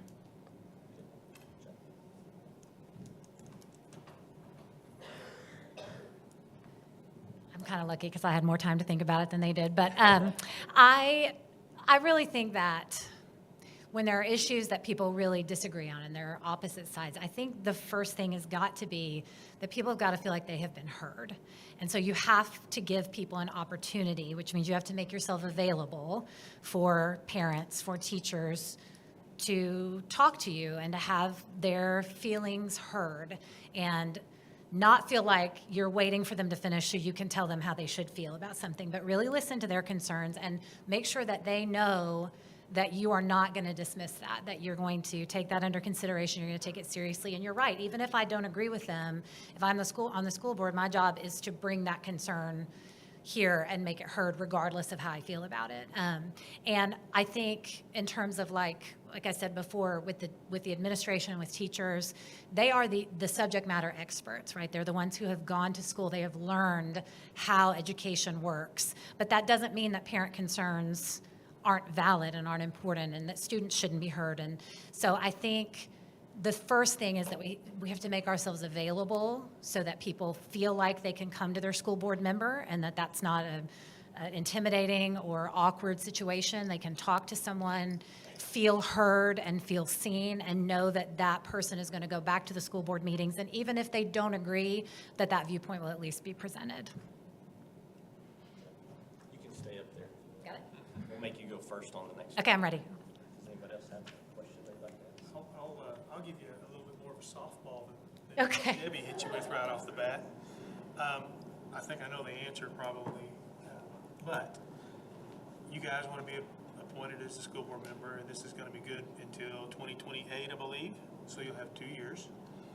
What would be your plans beyond that? Do you think you see yourselves as running again for another 6-year term? You want to go 12, 18? I mean, what in your mind, what are you thinking? That's a good question.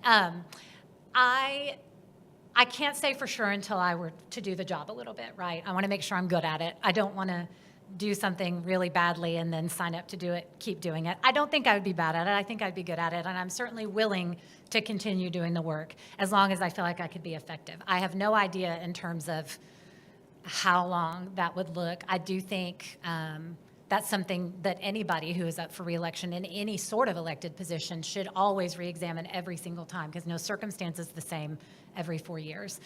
So I would want to reexamine every single time. But in terms of my willingness to serve, I don't imagine that changing anytime soon.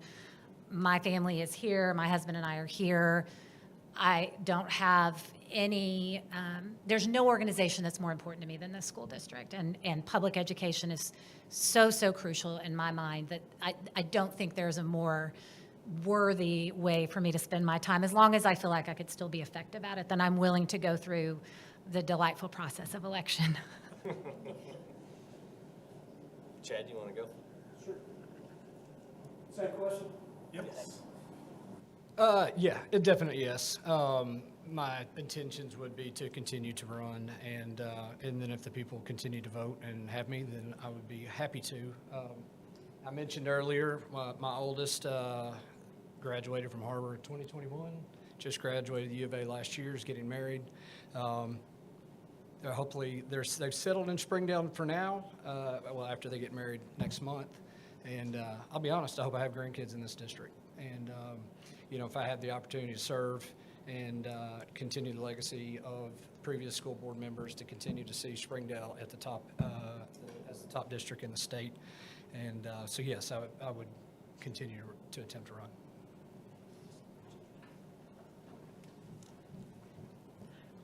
It's kind of all the same of everything that they said, but I would have to say yes, I would love to continue the term after 2 years.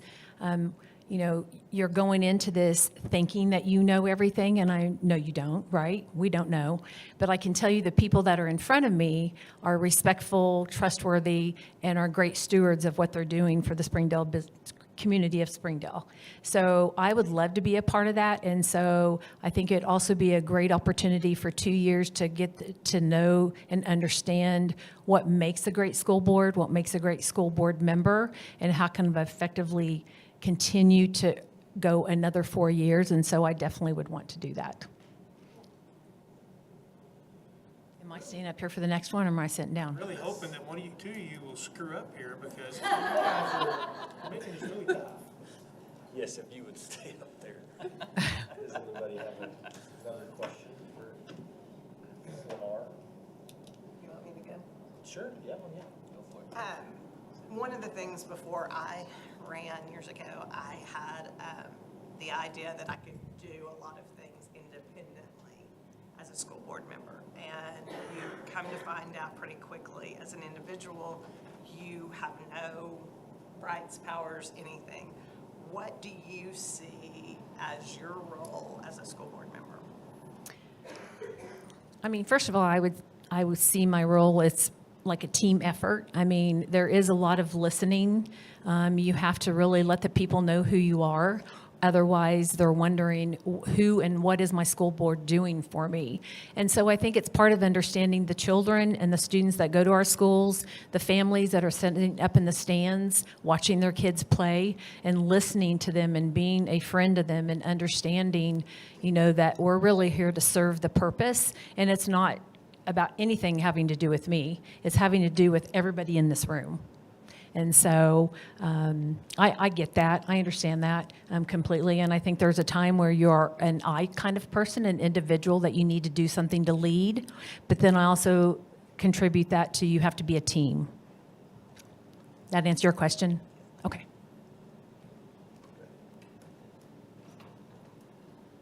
The air came on again. Will you repeat? I wasn't entirely sure. My question is, often we think as school board members that we have individual powers, and we don't.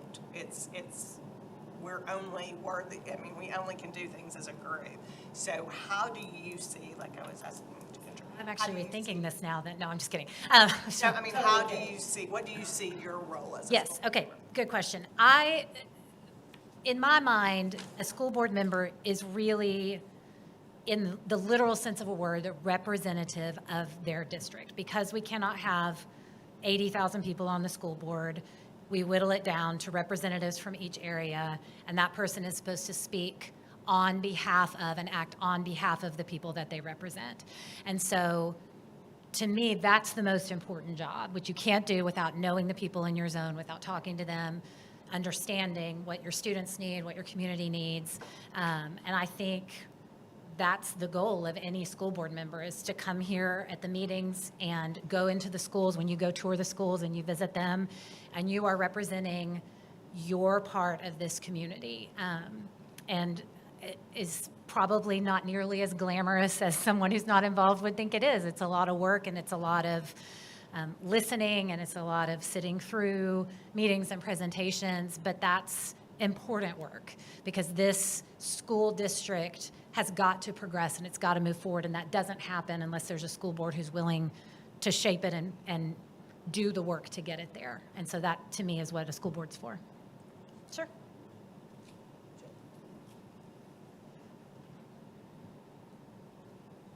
I agree with a lot of what they said. Obviously being on the school board, like you said, making an individual impact is challenging, but it is through collaboration. And I think working with others, being with others.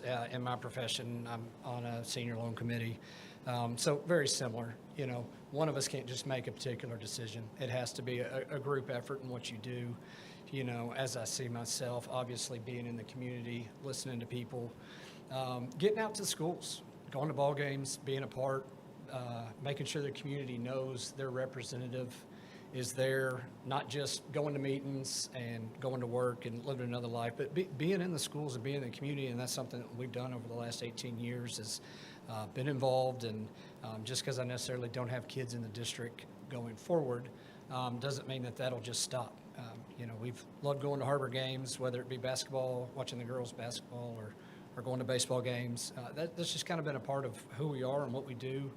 And it's our community. And that's the unique part I feel about Springdale is we're a big district, but you still get that community feel at those type of events and being in front of people. And so, obviously you're on a board and a committee, and you work together and you collaborate, and you work together to make decisions. So, everybody can share their opinions and collaboratively make a decision. So.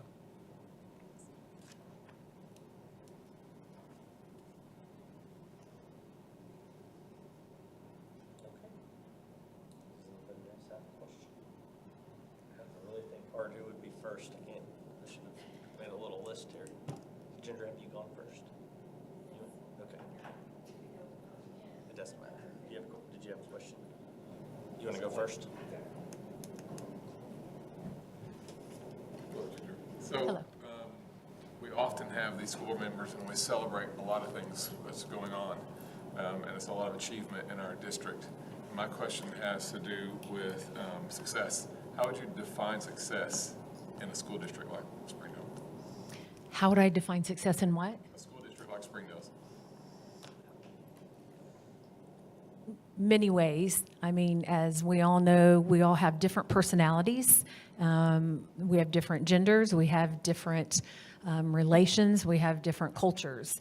And so I think the way to celebrate is what is important to that person. I mean, you saw how important it was that these girls were sitting here being celebrated as they were giggling and introducing themselves. And so not is it just sports and academics, but it's also the people that maybe have been a little bit forgotten, and also the teachers that we need to hold up high for spending the time with our students and our children and teaching them.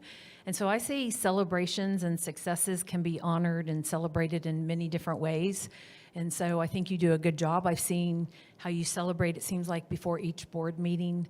I think you do a great job in the schools, and each school and principal seems to bring their own success and their own stories of what's happening in their schools to showcase the teachers and the students. I also have seen where they involve the families that come in also and give the families some gratitude and show them thank you. And so I hope that answers your question, kind of. Oh, no, you're giving me that look like maybe not. Is that good? Okay.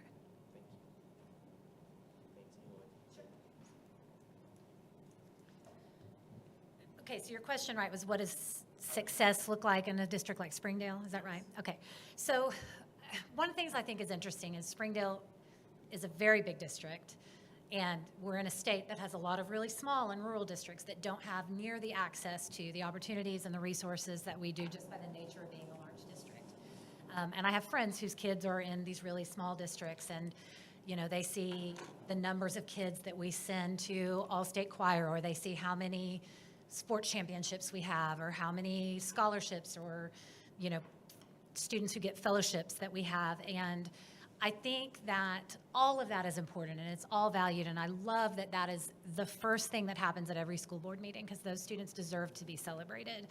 But to me, one of the responsibilities when you're a district like Springdale is to show leadership and show constant growth and innovation and what success looks like for your school district. So, of course, when you have these fantastic programs, year after year, you can talk about how many of your students have excelled in them, and that's fantastic.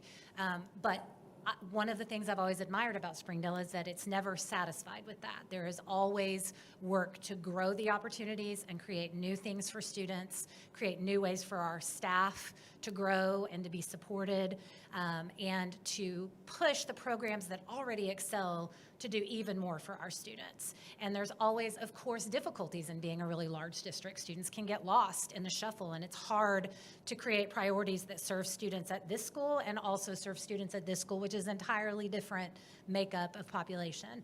And so I think focusing on growth, focusing on being innovative, and always looking for new ways to include more students and to succeed in more and new ways is really essential for a school, for a district like Springdale.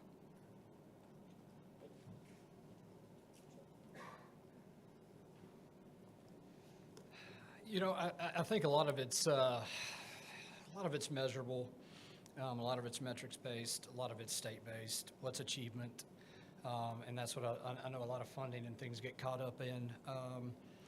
But I think there's some that aren't measurable, and some of those that aren't measurable you don't necessarily see today. You know, like today we talked about awards won this year. Different milestones, different academic standards. I think another immeasurable, though, would be, is the Springdale School District raising leaders that want to come back and grow and implant and raise their family back in this town?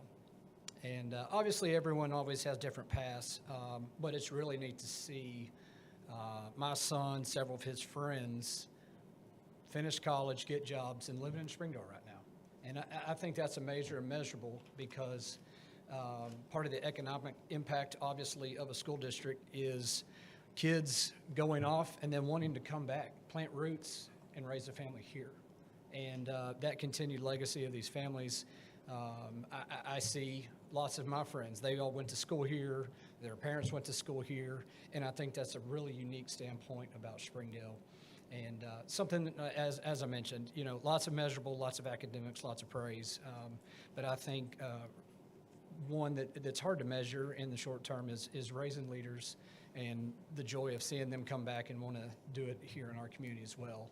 And I think that's a testament, like, hey, we did a good job. Our kids didn't want to run off and take off from us. They wanted to come back, and they wanted to raise a family here, so. If you want to stay up there, you want to stay up there. Anybody else have a question? I'll ask one. So one thing that I have kind of been thinking through is just the ability to approach hard questions, hard decisions, how you go about that.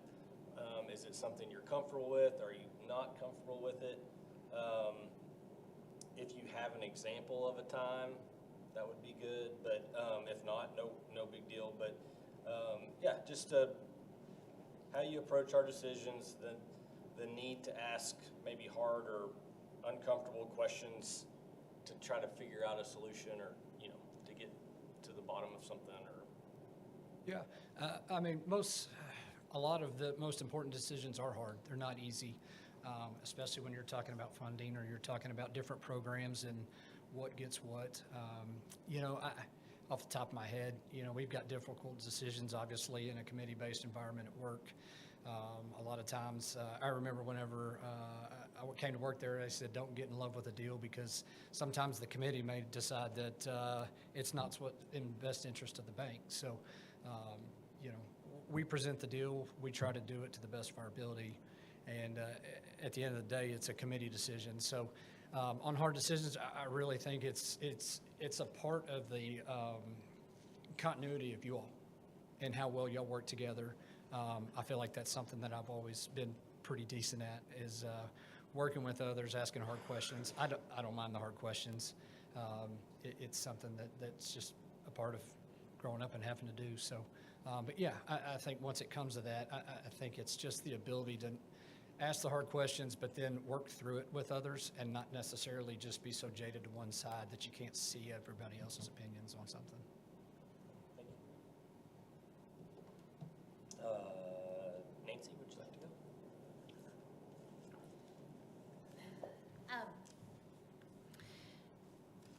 I think that nobody loves dealing with difficulty, with hard problems, but I'm comfortable with it when I need to be.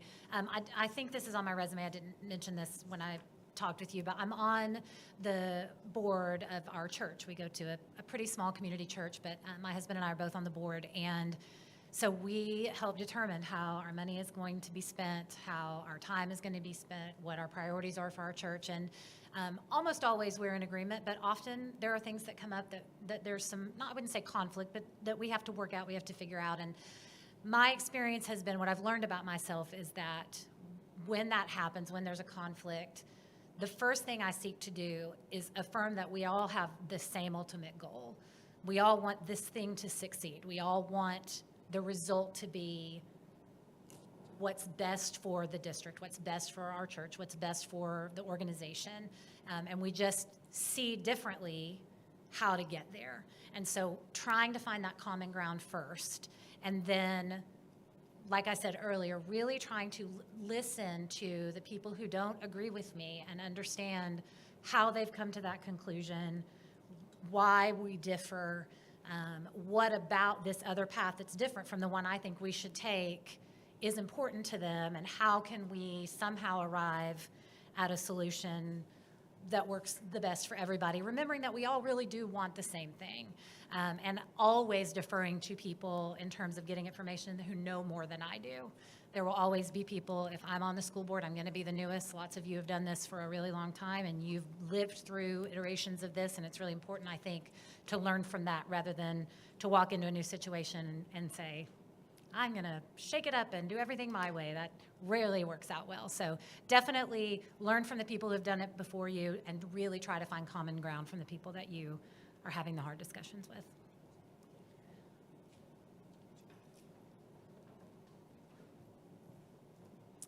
I think I can remember the question. If not, let me know. I would say accountability.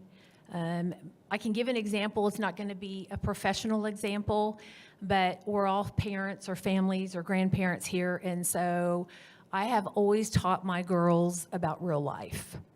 We live in a world that is ever so changing. There are a lot of things that come at all of us at all the time, and the best way I could always keep my girls grounded and full of their principles and foundation was to be real life with them and to have accountability. And I think the one thing about accountability is that way it keeps people honest. One perception I have always learned is one's truth.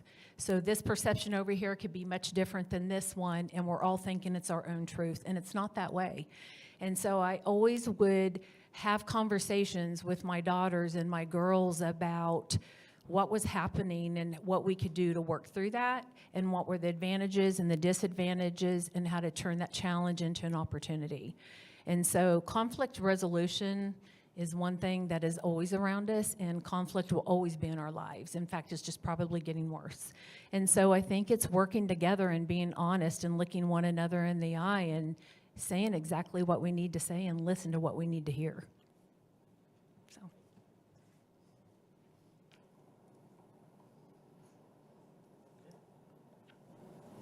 We have another question. I'll absolutely what we do. I have one. I'll let Nancy go. Okay. So I hear, if I'm not mistaken, I heard all of you say that you do not have children in the district anymore. So why the calling? Why do you want to serve in a district where you don't have children in? Great question. I still have one. He's going to be a junior at HAR-BER, so I still have 2 more years, but we're on our way out. Okay. And I certainly, it's not a case of I wouldn't have been willing before now. Like I said, I was in a season for a while where I was raising my family, and that does not offer a lot of flexibility in time. And so it just honestly would not have occurred to me earlier to attempt to add something like this to my life. But my youngest is driving now. My oldest is living on her own. She's in grad school, and my middle child is a junior in college in Nashville. So I find myself with a little bit more time on my hands, and I think this is a commitment that deserves the ability to really focus on it. And like I said before, I really believe that public education is a cornerstone of a community. And I do not think there is any single thing a community does to impact its success more than invest in its public education. And so even though I'm not going to be a parent in Springdale for much longer, I'm going to be a resident here for the rest of my life. And I want my community to thrive. And I believe the most direct path to that is our public education system. And so I'm willing, more than willing, to invest in that long after my kids are gone from it.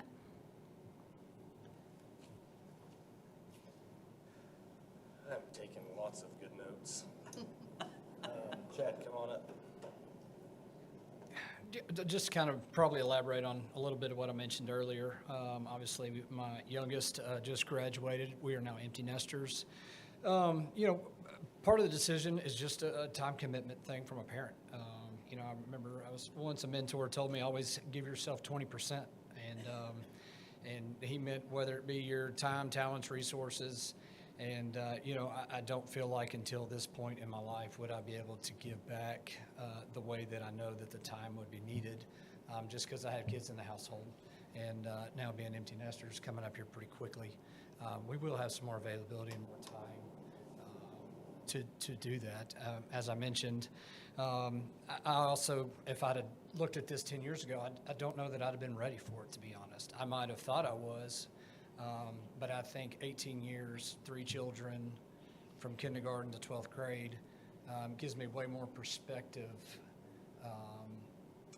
potentially on that side of things now than I would have had 10, 15 years ago when they were younger. So, that's part of it. And as I mentioned earlier, I've got one child that's moved back here, gotten a job. I hope he stays here. I hope I have grandkids in the district. That may or might not happen. God willing, it might, because we don't plan on moving anytime soon. So, but yeah, I think just continue to see the work and the dedication that the school board has done for decades so far, just kind of continue that legacy. And, I feel like it's a better time, the time would be now versus previous time when I actually had kids in the district, so.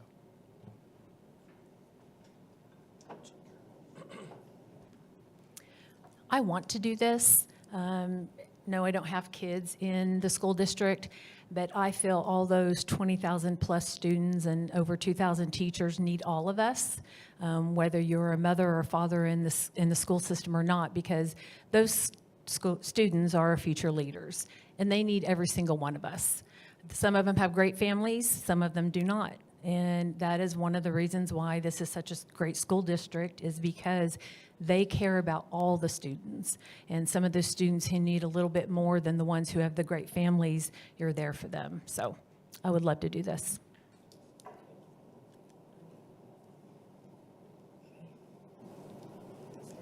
Yeah, you're good.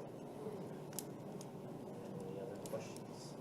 Thanks for making this easy.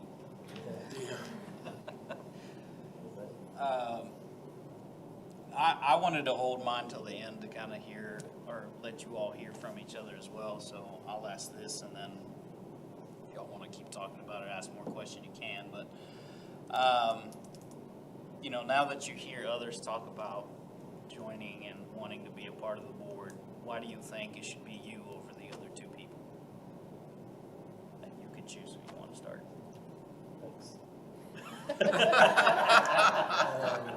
On keeping a tally sheet, just so everybody knows, everybody's gone first twice, so we're back to the beginning. So Chad, would you take that first one?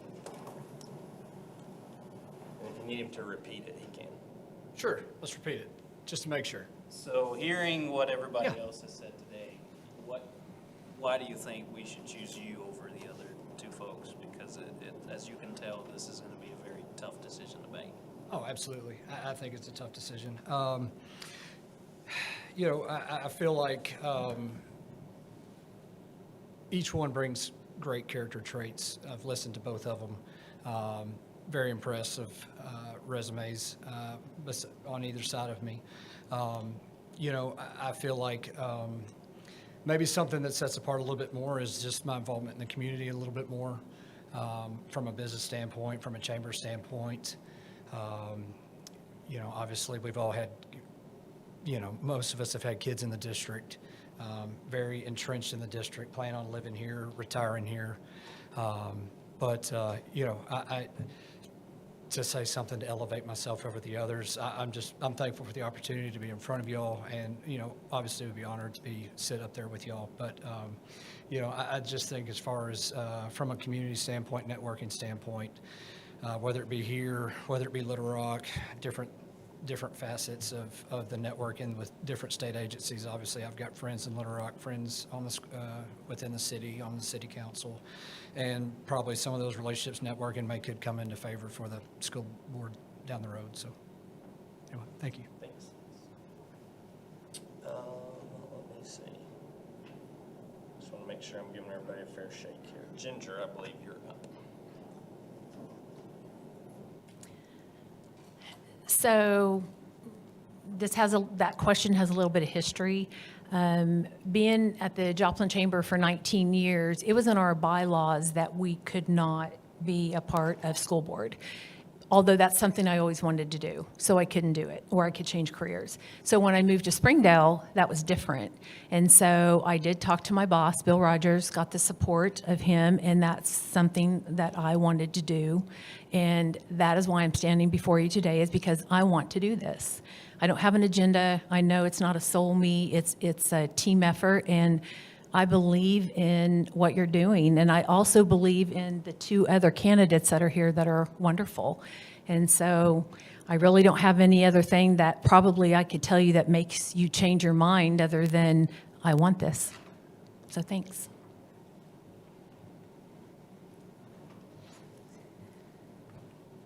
This is a really tricky question. It's not. It's.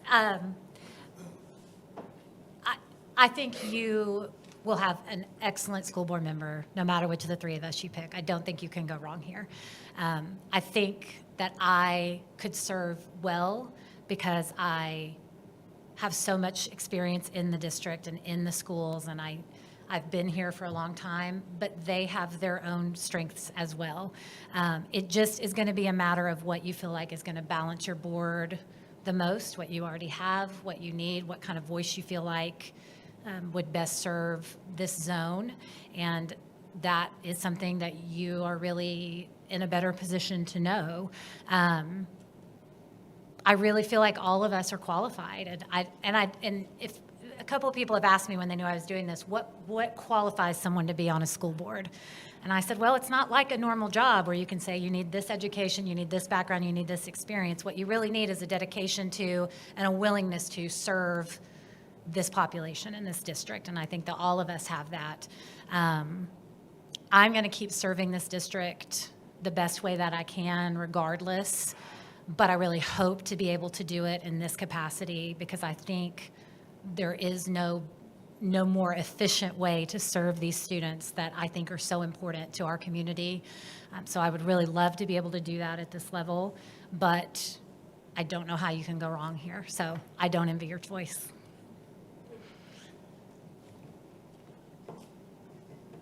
Anybody else? Let's roll out the hard ones.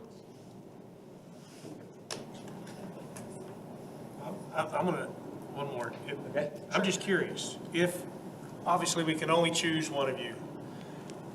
The other two that aren't chosen, in 2 years, do you think you're gonna be interested in running at that point? Nancy, Just curious. Yeah, question. Circumstances considered, I certainly would consider it, yes. I would hesitate to try to unseat somebody who was being successful and who was doing work and was happy to do it and was considered to be doing a very good job. So that would have to be, I'd have to learn a little bit more about that to be willing to do that. But if for whatever reason if it wasn't me who got it and whoever got it decided that they did not want to run for election in 2028, absolutely, I would be willing to do that, yeah.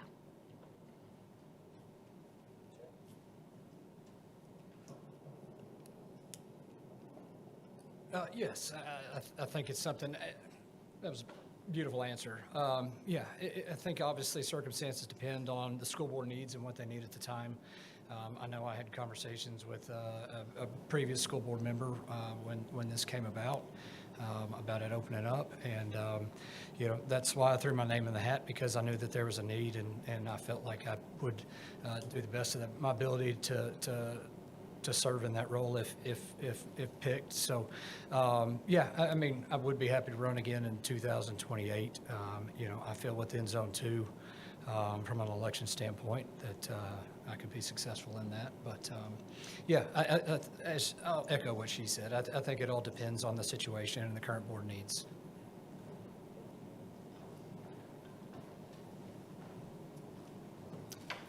At this time, I would say yes.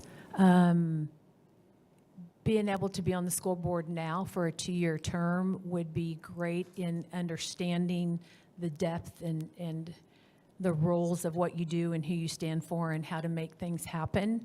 And then going into the election, we all know the election is something everyone looks forward to. But at this time, I'd have to say yes. To be honest, I think what y'all have done tonight was harder than what some of us had to do.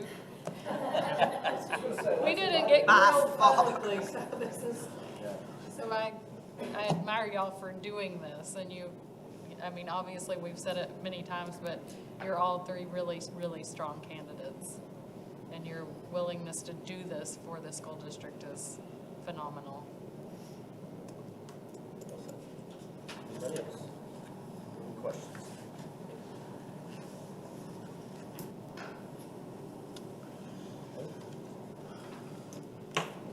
We don't have any more questions. I'm open to comments or concerns, questions for fellow board members.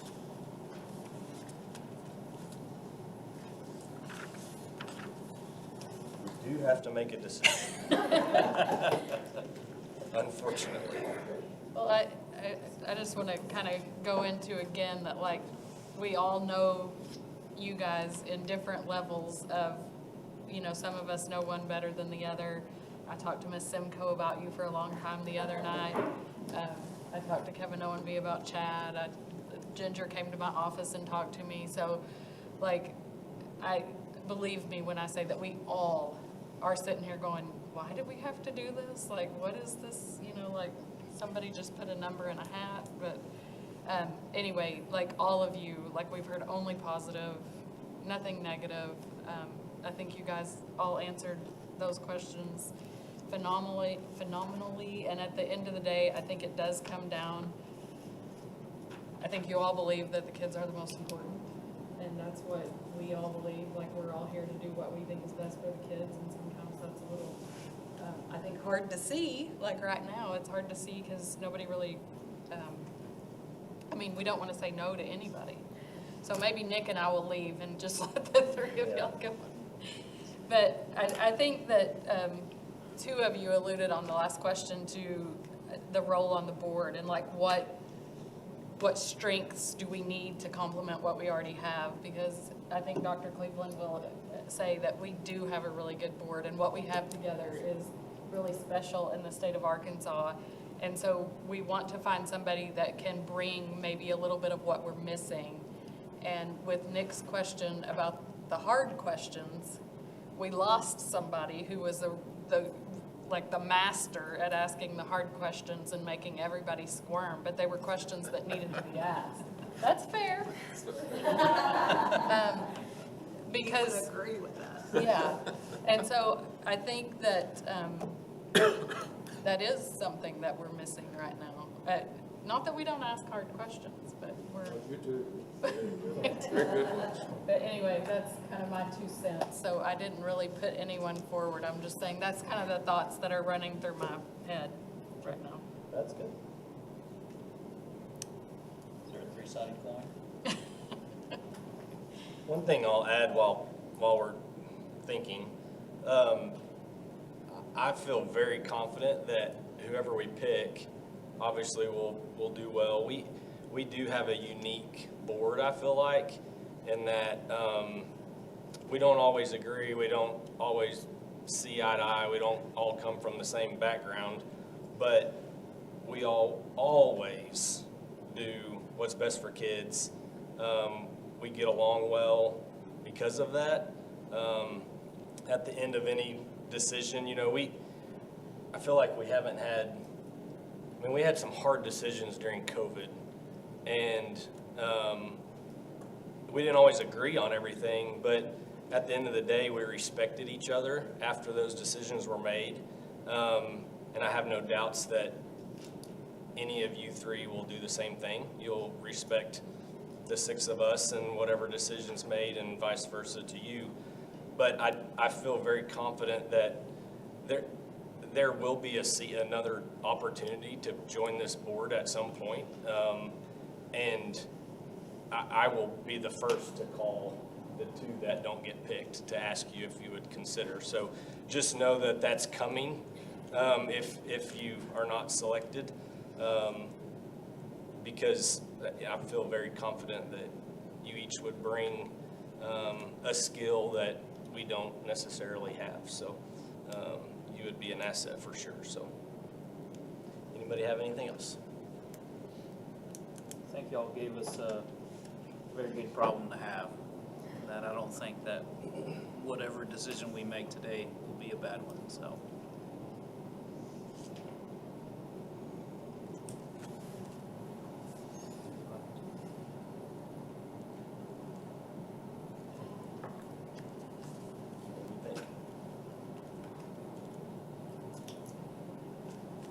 Prefers not to table it. Obviously, we can, but I would prefer I don't think that makes anything easy. not It just not makes to. it Yes. harder for all of us. Yes. So.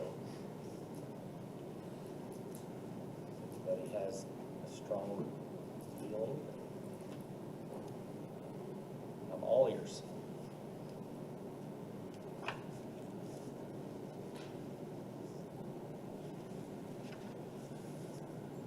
someone's gonna start it off by making a motion, Okay? and I'm the old timer on the board. I've been doing this for 20 years now, and for some reason ran for 6 more. So I'm just gonna throw it out there, and we'll just see what happens. And the two that I'm not going to say here, no offense, the reason I'm gonna make a motion for the one is just because I've known that person longer, had more conversations, and just know him better. So with that, I'm going to make a motion that we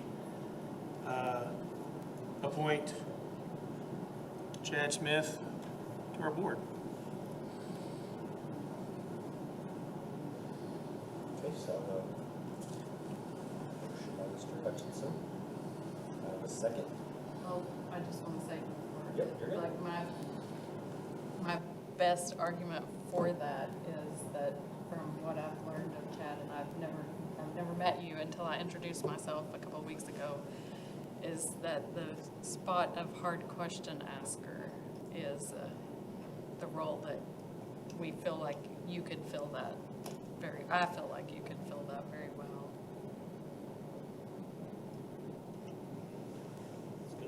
I'll second that. Okay.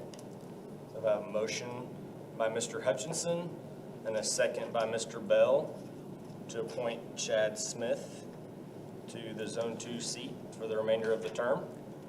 All those in favor? Do we want to have further discussion? Oh, do we want to have further discussion? I'm sorry. Give everybody an opportunity. You have anything else? You guys have anything else? Okay. Well, with that, I have a motion by Mr. Hutchinson, a second by Mr. Bell. All those in favor? Aye. Opposed? That motion passes. Congratulations, Chad. And thank you both. Yes. And so, again, I know we've said it a million times, not an easy decision, not a bad decision at all, whatever it was, but I am being extremely honest and serious in that please stay involved. I know you will, but you will get a phone call to come join the board at some point, I assure you. So with that, we will go into executive session for our goals for Dr. Clifford. Thank you for being here.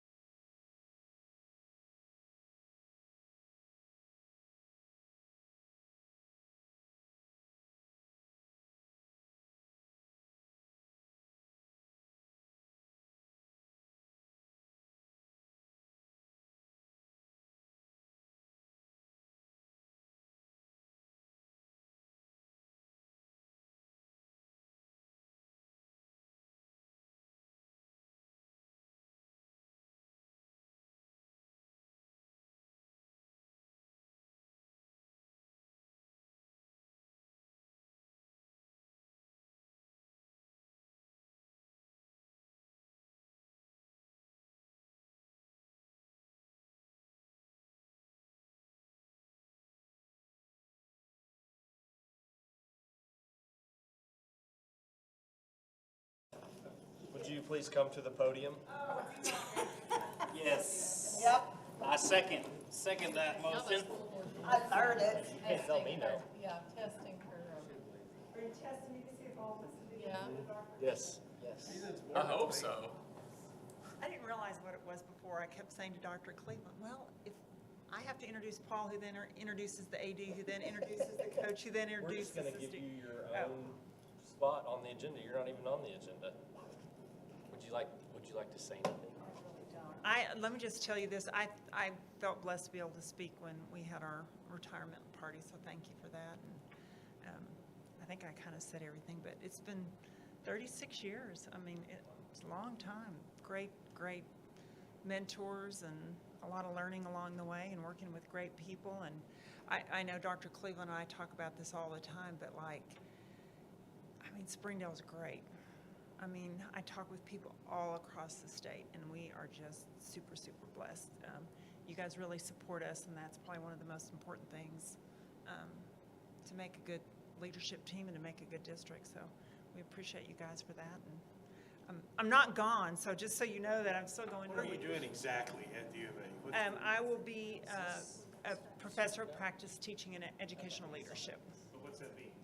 So I'll be teaching the doctoral students, specialists, and master's level students going into educational leadership, principals and assistant principals and superintendents and doctoral students. She's also giving board training. She's doing board hours. And she said that she can create some curriculum to where, like the chamber thing, she can get board hours. Okay. So Dr. Cleveland's been gracious enough to say I can come to things and do things, and so stepping aside for a little bit. So are you gonna be teaching master's level or just doctoral level? All, mainly doctoral and specialist, but I'll have some master's level students. Impact program for students that have gone through that. Well, I've learned a lot from you in my time on the board, and I still appreciate you for saving my son from that embarrassing shirt, and we're gonna miss you a lot. Well, I sit there and I think about the team that we've got. It's one of the things, it's like, what is the saying? You've never worked a day in your life if you love everything you do, and that's kind of where I'm at right now. So it's like, great. Sheena and Melissa, they're a phone call away, Dr. Cleveland's a phone call away. But thank you. I appreciate it. She's one of the most thoughtful humans I've ever met. But we have to clap for her. She claps for everybody else.